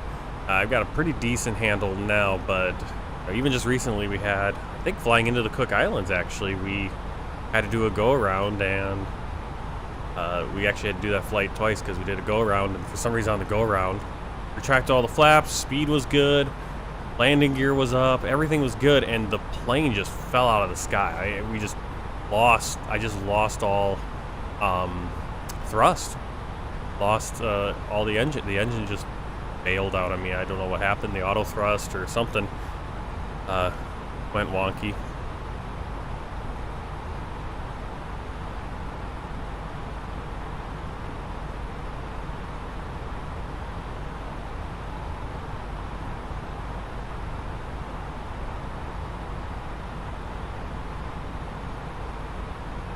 Really taking his time on the descent here.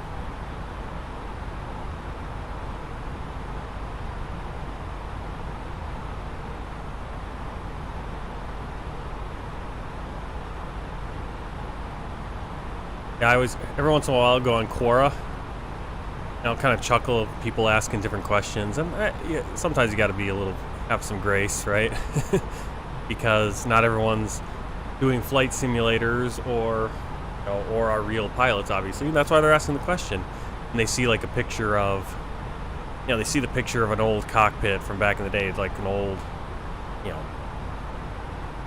like a Concorde cockpit, or any cockpit. Back when you had, you had the two pilots, but then you also had a flight engineer. You had three guys up there because you needed to have that flight engineer, and you had the whole panel over here and just a ton of stuff going on.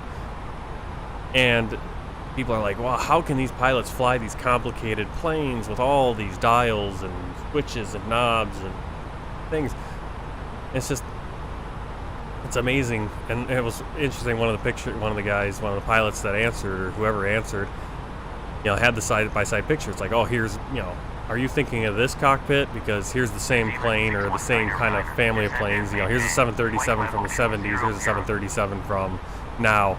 And it's all glass cockpit, and you barely, there's a ton of open space now where there used to be all kinds of there'd be wall-to-wall gauges and stuff, analog gauges. Set flight level 200. Set flight level 200. Let the co-pilot do that. There you go. Pretty cool.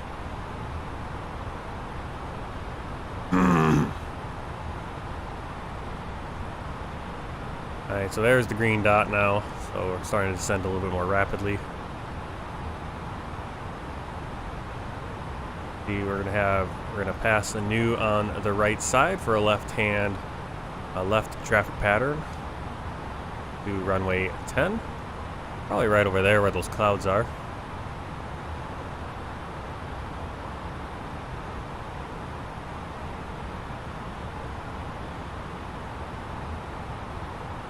I'm starting to really like this FS to crew. I mean, it takes some getting used to and making sure you're doing things right and learning it, but I'm going to kind of miss it when we're flying the 737 and the CRJs and stuff.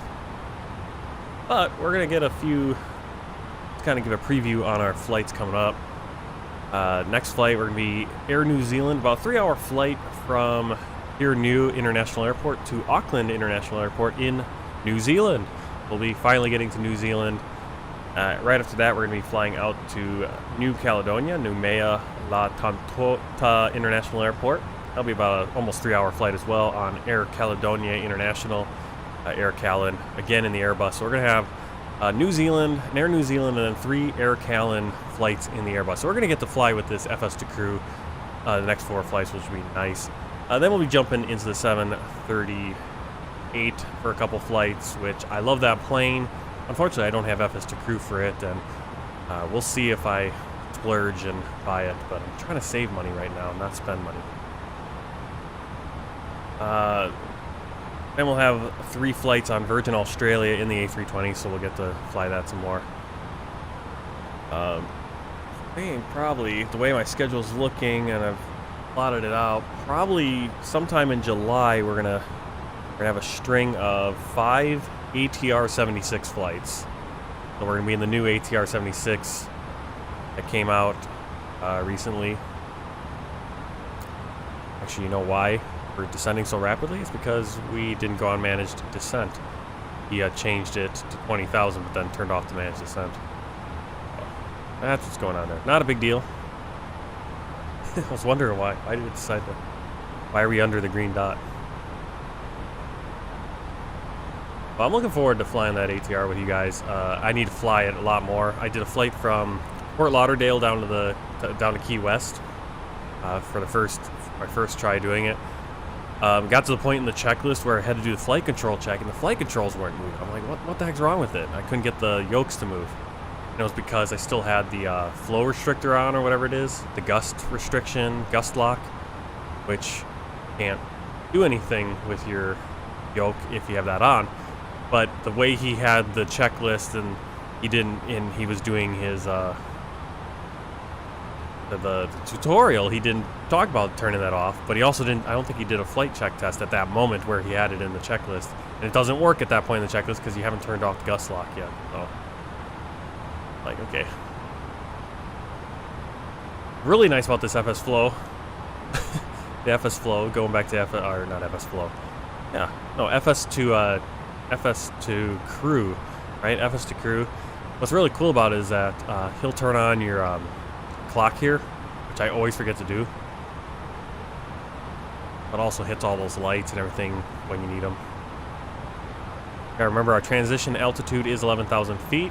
At 10,000, the first officer should be flipping on the landing lights and what needs to be done there. He has a certain number of things he'll do.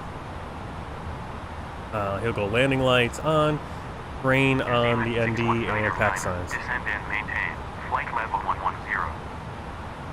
Descend and maintain flight level 110. I'm going to call it out again and see if he does this. Set flight level 110.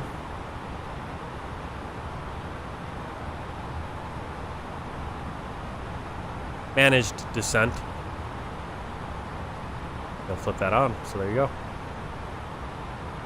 So it's really cool because what I really like about that, it's going to come into play when we're getting closer to the ground and we got a lot more work going on. Also, if you're jumping out and you're taking a view here and then suddenly, hey, you got to descend or do whatever, tell them to do that. You don't even have to jump back in the cockpit.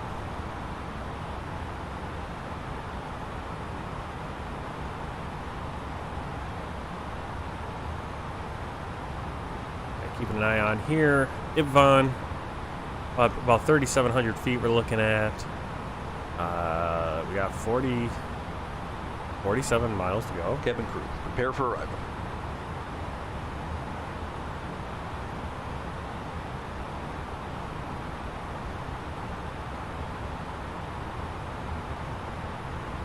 The 2024, we got 10 minutes.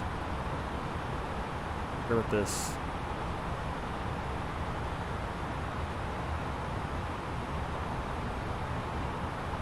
Oh, I suppose 4 miles a minute. Yeah. There's the island of Niue, just out in the middle. At this. I was gonna say it's kind of out in the middle of nowhere, but it really isn't.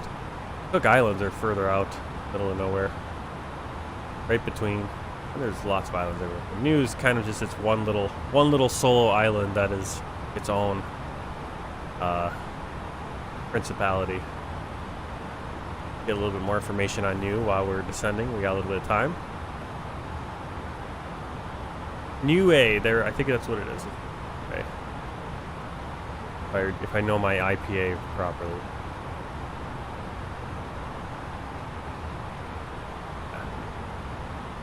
Let's say that. Niue, there it is. Niue. Niue is an island country in the South Pacific Ocean, of course. 2,400 kilometers, 1,500 miles northeast of New Zealand. It gives you a little idea how far our flight is going to be next flight. Hey, Sasha. Island is commonly referred to as the Rock. comes from the traditional name Rock of Polynesia. Niue is one of the world's largest coral islands. Terrain of the island has two noticeable levels. Higher level is made up of limestone cliff with a plateau. Lower level is a coastal terrace. Let's see. Niue is a self-governing state in free association with New Zealand, and New Zealand conducts most diplomatic relations on its behalf. Okay, interesting. As part of the realm of New Zealand, Niueans are citizens of New Zealand, and Charles III is Niue's head of state in his capacity as King of New Zealand. Between 90 and 90% of Niuean people live in New Zealand. They don't actually live in Niue.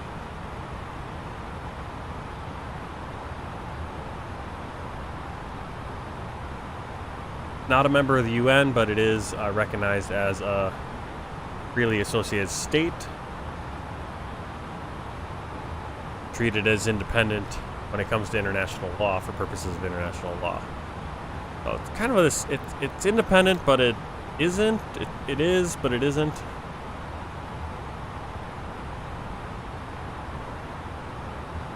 I want to say it is more so than not, because yeah,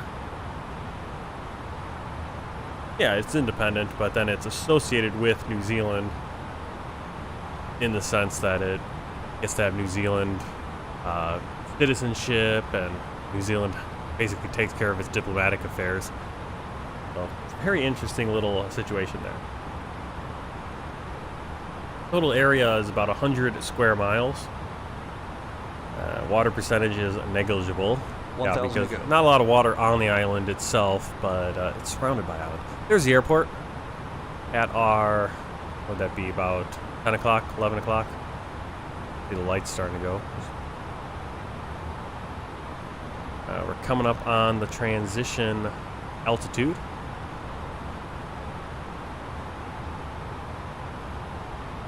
We're going to see if we can get an updated MEDAR.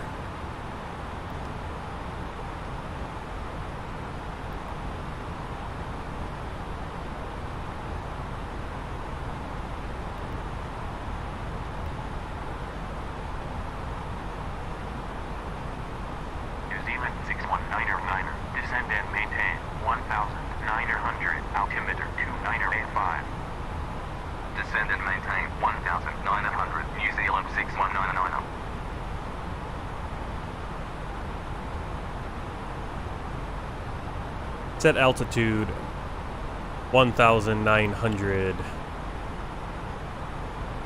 I don't think that's right.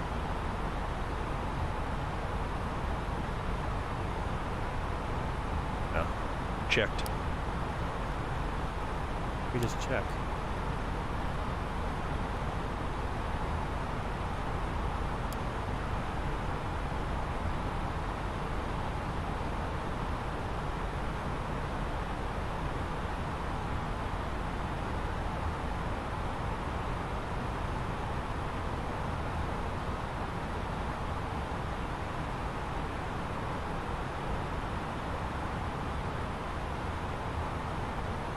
Alright, so at this point he's going to flip off the flip on the landing lights pretty soon.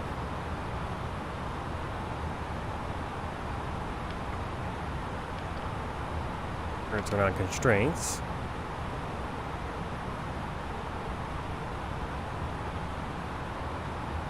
Plane is going to decelerate down to 250 automatically. Next constraint is 3,000.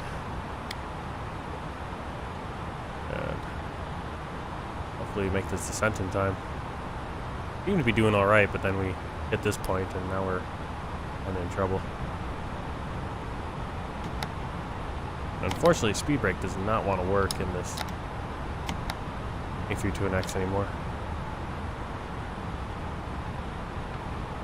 Ladies and gentlemen, landing lights on. At our destination shortly. If you are making a connection to another flight, please see the customer service agent meeting this flight or video monitors inside the terminal for connecting gate information. We might have to extend our downwind here. Safety, flight attendants will now walk through the cabin to secure it for landing. We'll be collecting all service I don't like the wind, but and any other the wind. items you wish to discard or may not be taking off the aircraft with you. the wind here. Also, in preparation for landing, please turn off all electronic devices.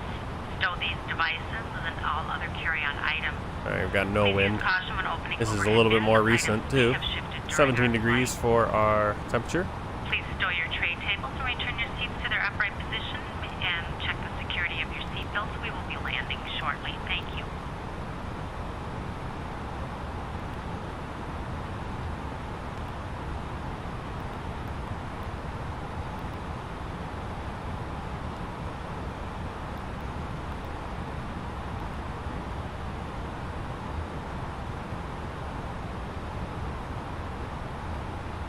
You can see it's adjusted everything way higher than we were supposed to be. We're supposed to be way lower than that.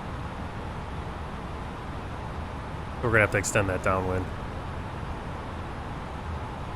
Now we're at heading.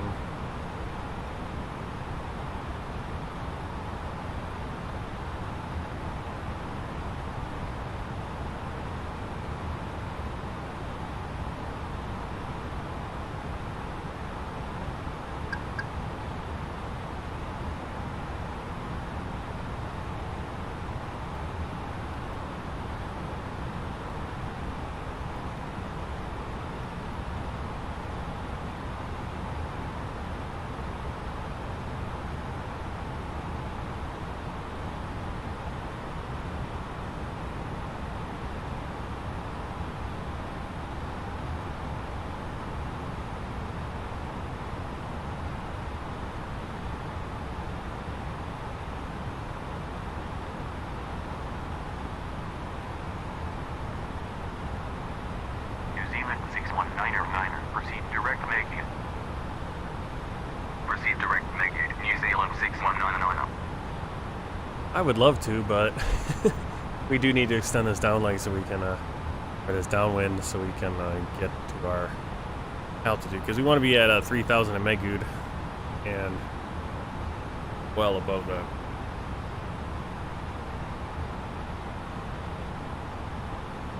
In trouble with that lately. The descents are kind of not getting to where we want to be.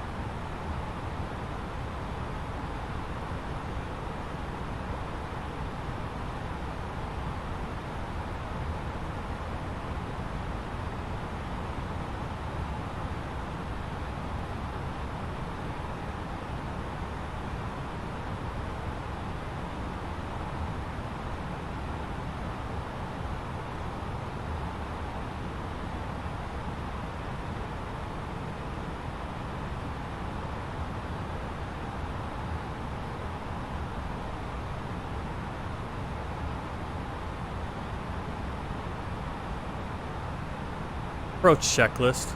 Briefing. Confirmed. ECAM status. Check. Seatbelts. On. Barrel ref. 1011 set. 1011 set. Minimum. 490 set. Set and checked. Engine mode selector. Normal. Approach checklist complete.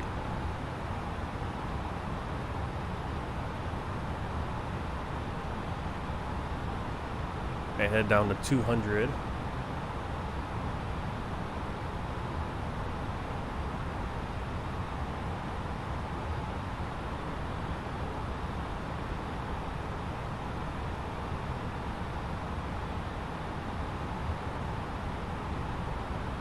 New Zealand 619er, cleared RNAV approach at 1,900, runway 10, report established final track. Cleared RNAV approach at 1,900.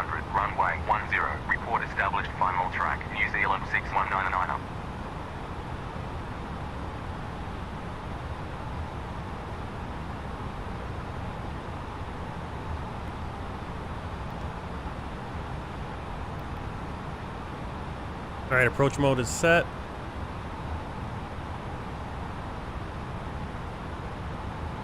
Flaps 1. Speed checked. Flaps 1.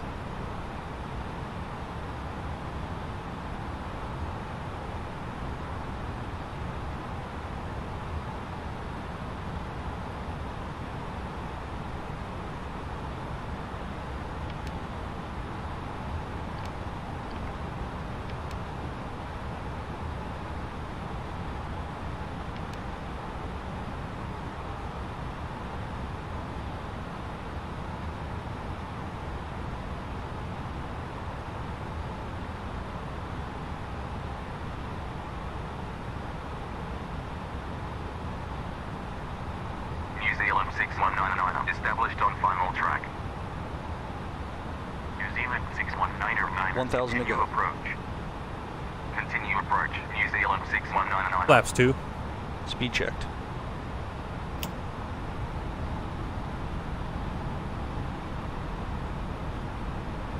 Flaps 2.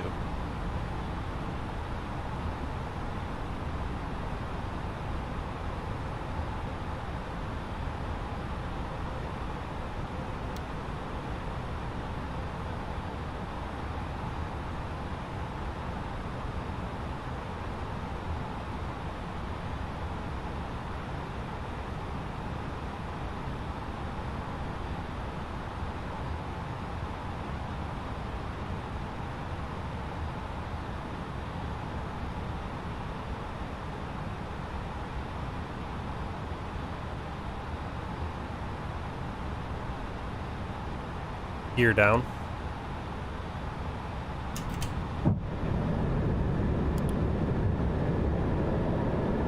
Flaps 3.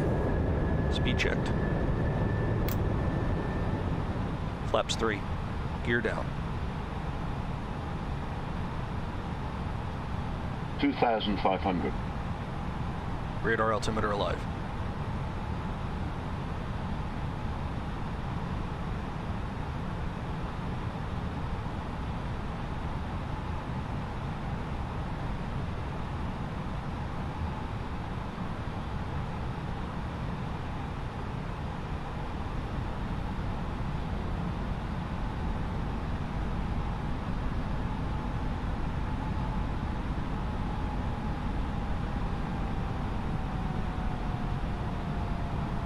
Landing checklist. Cabin crew. Advised. Auto thrust. Speed. Checked. Set and checked. Auto brake. Medium. ECAM memo. Landing, no blue. Landing checklist complete.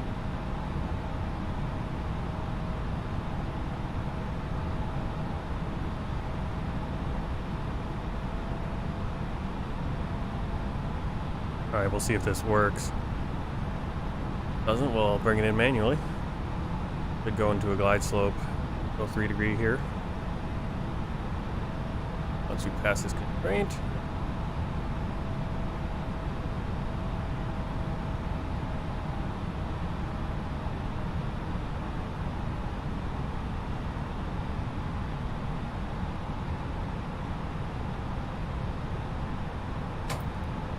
Whoa. 2,000.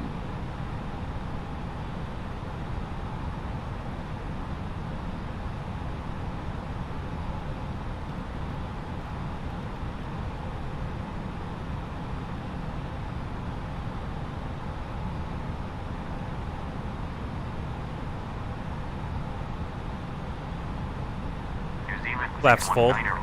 Speed checked. 0 degrees at 1 knot. Cleared to land 10. Flaps full. Cleared to land 10. New Zealand 6199.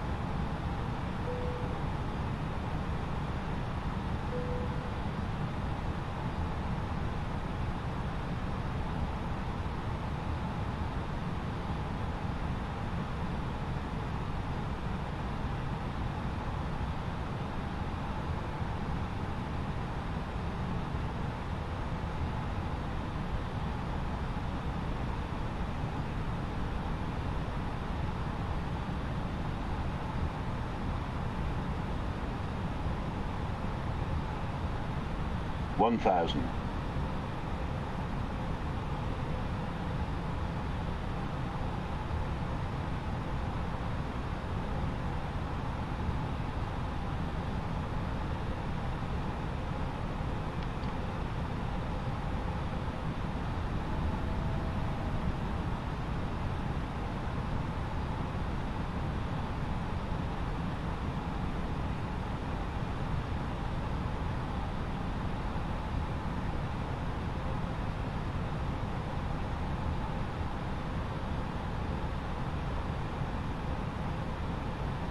Hundred above. 500. Minimum. Continue. 300. Checked. 200.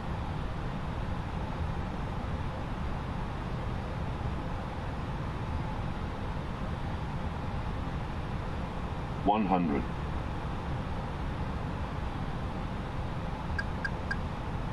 50. 40. 30. 20. Retard. 10. 5.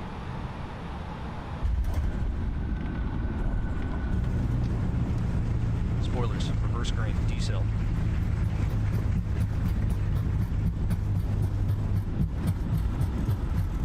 Yeah, it kind of floated down the runway there, so we weren't able to get stopped before the 70 knots.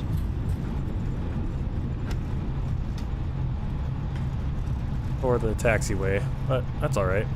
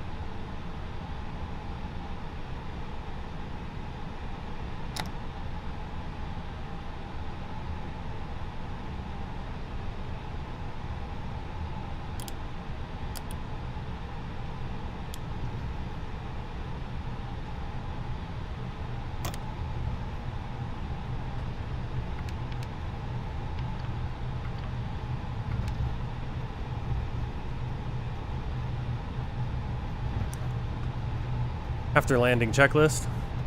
Flaps. Ladies and gentlemen, this is the conclusion of our flight. Retracted. Remain seated with your Spoilers. seatbelts fastened until Disarmed. the captain has turned off the seatbelt sign and the APU. aircraft is parked Art. safely at the gate. Radar. This will be your indication it is safe to Off. move about the cabin, gather your belongings. Predictive wind shear system. Off.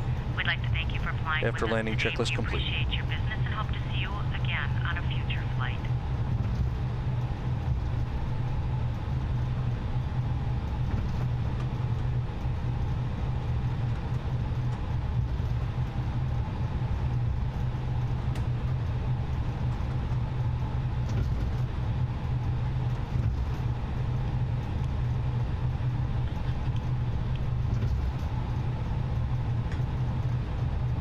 Alright, so we're taxiing back to the gate.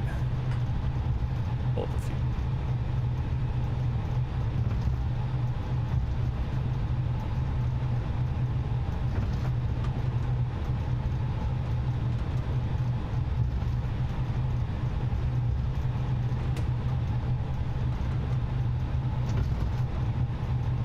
I was gonna say, this doesn't remind me of Niue, but this is Niue. What island is it that I'm... Oh, I think it's like Tuvalu, where it's like really weird. It's not a very good airport at all. Alright, let's see if we get parts in the right place.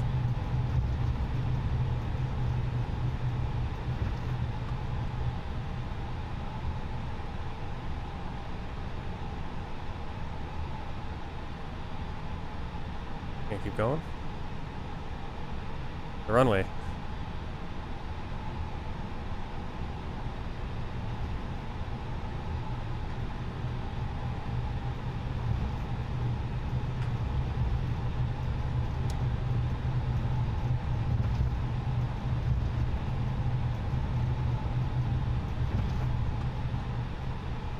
Let's get X open.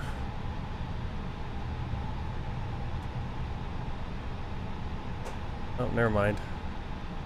No GSX. I also think GSX doesn't work here, if I remember properly.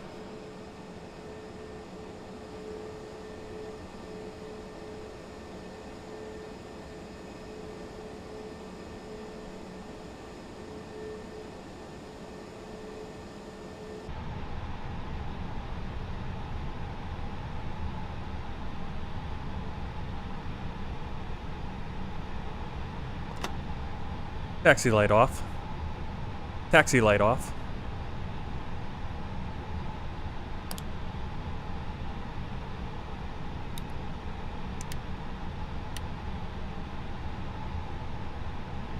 And we got APU. Cabin crew disarm slides and cross check.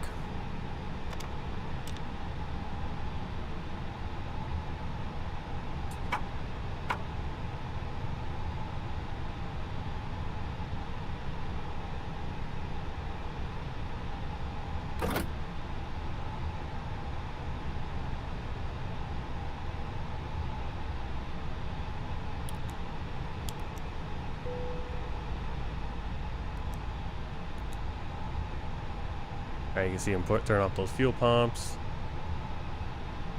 We'll be setting ATC to standby, which looks good. Brake fan. Parking checklist.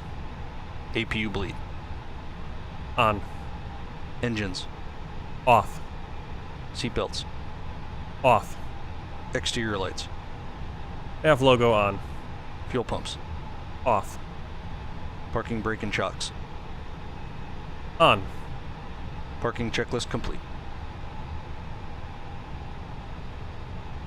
Now let's get the passengers deboarding. Like I said, GSX isn't working. Oh, not a big deal. We'll just go. Wait for me. Go into our settings and go third-party options. Turn that off. Here, and we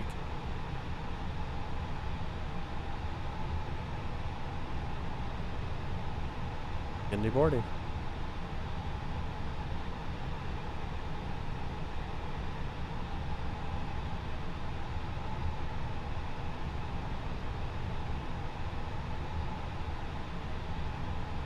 Cargo's coming off. Actually, I need to change that to 0. Then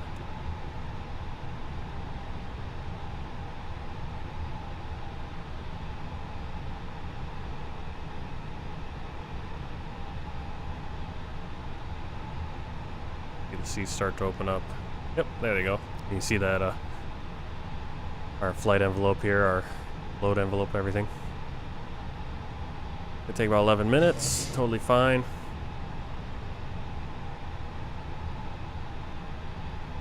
Let's see, what else can we do here?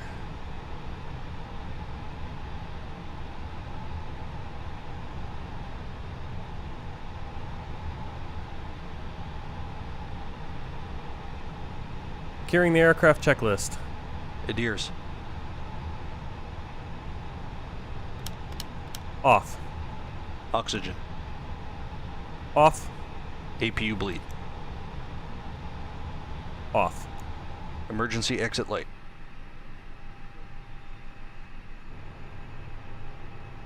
Off. Signs. Off. APU and battery. Off. Securing the aircraft checklist complete.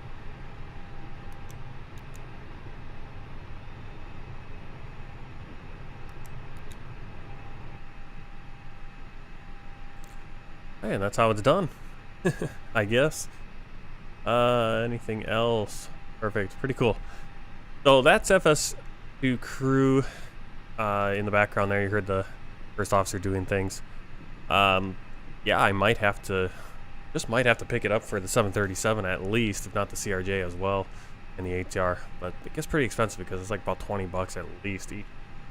Which, lots of stuff it does, and it does interact with the planes pretty cool. Passengers are coming off. That anymore. And while they're doing that, GSX isn't working, so we got nothing really to look at as far as the passenger. But we can check out our flight. There it is. Pretty straightforward. Cook Islands. Annual fly out. And on our course, nice left-hand traffic, turn in, and landing rate of negative 149.75. Nice landing. Too bad. Not too shabby right there. Flight time an hour and 45 minutes, a little bit longer than our plan. Distance 648, and we have discovered the country of Niue, or the Hafiz. I'm from the United States of America, from Milwaukee, Wisconsin. So in the about 90 miles north of Chicago. Actually, I'll pop up the map and kind of give you a look at where it is. There's Chicago, there's Milwaukee, right in there.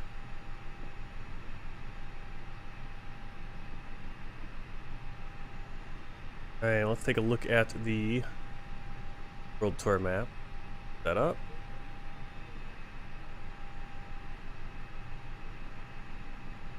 World tour map. There it is. Every country and territory we've been to so far with their flags revealed, and we'll reveal Niue, which is way down here. There it is. So we pretty much got this area. I think next flight we are flying down to New Zealand. It'll be about 1,500 miles. And from New Zealand, I believe is going to be New Caledonia, which I think is this section. Oh no, New Caledonia is going to be this. I think this part, Guadalcanal, I believe. Caledonia. So that's our next couple flights, New Zealand and then up to New Caledonia. A couple months from now, we're going to be doing a bunch of ATR flights in the Fiji, Tuvalu, in this whole area, so it's going to be really cool. But a lot of work for me to figure out how to fly that ATR. Alright, so the plane is basically in shutdown mode where we are connected to external power, but otherwise, it's cold and dark, and here in Niue,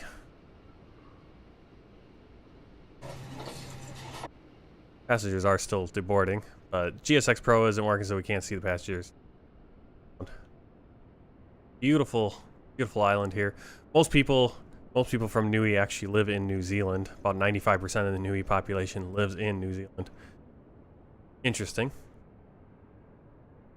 But as I said, next flight will be tomorrow. Likely tomorrow morning. Usual time, about 7 in the morning. Which is, I believe right now is 1300 Zulu time, 1300 Universal time. So hope to see you then. We'll be flying Air New Zealand from this airport over to Auckland International in New Zealand. And we'll be using FS to crew again. And hopefully GSX. Well, we'll see how it works. Doesn't, that's just extra little stuff. Thanks for coming along. Until next time, hope you have a good day and happy flying. I should get some stuff set up. Yes, I do. There we go.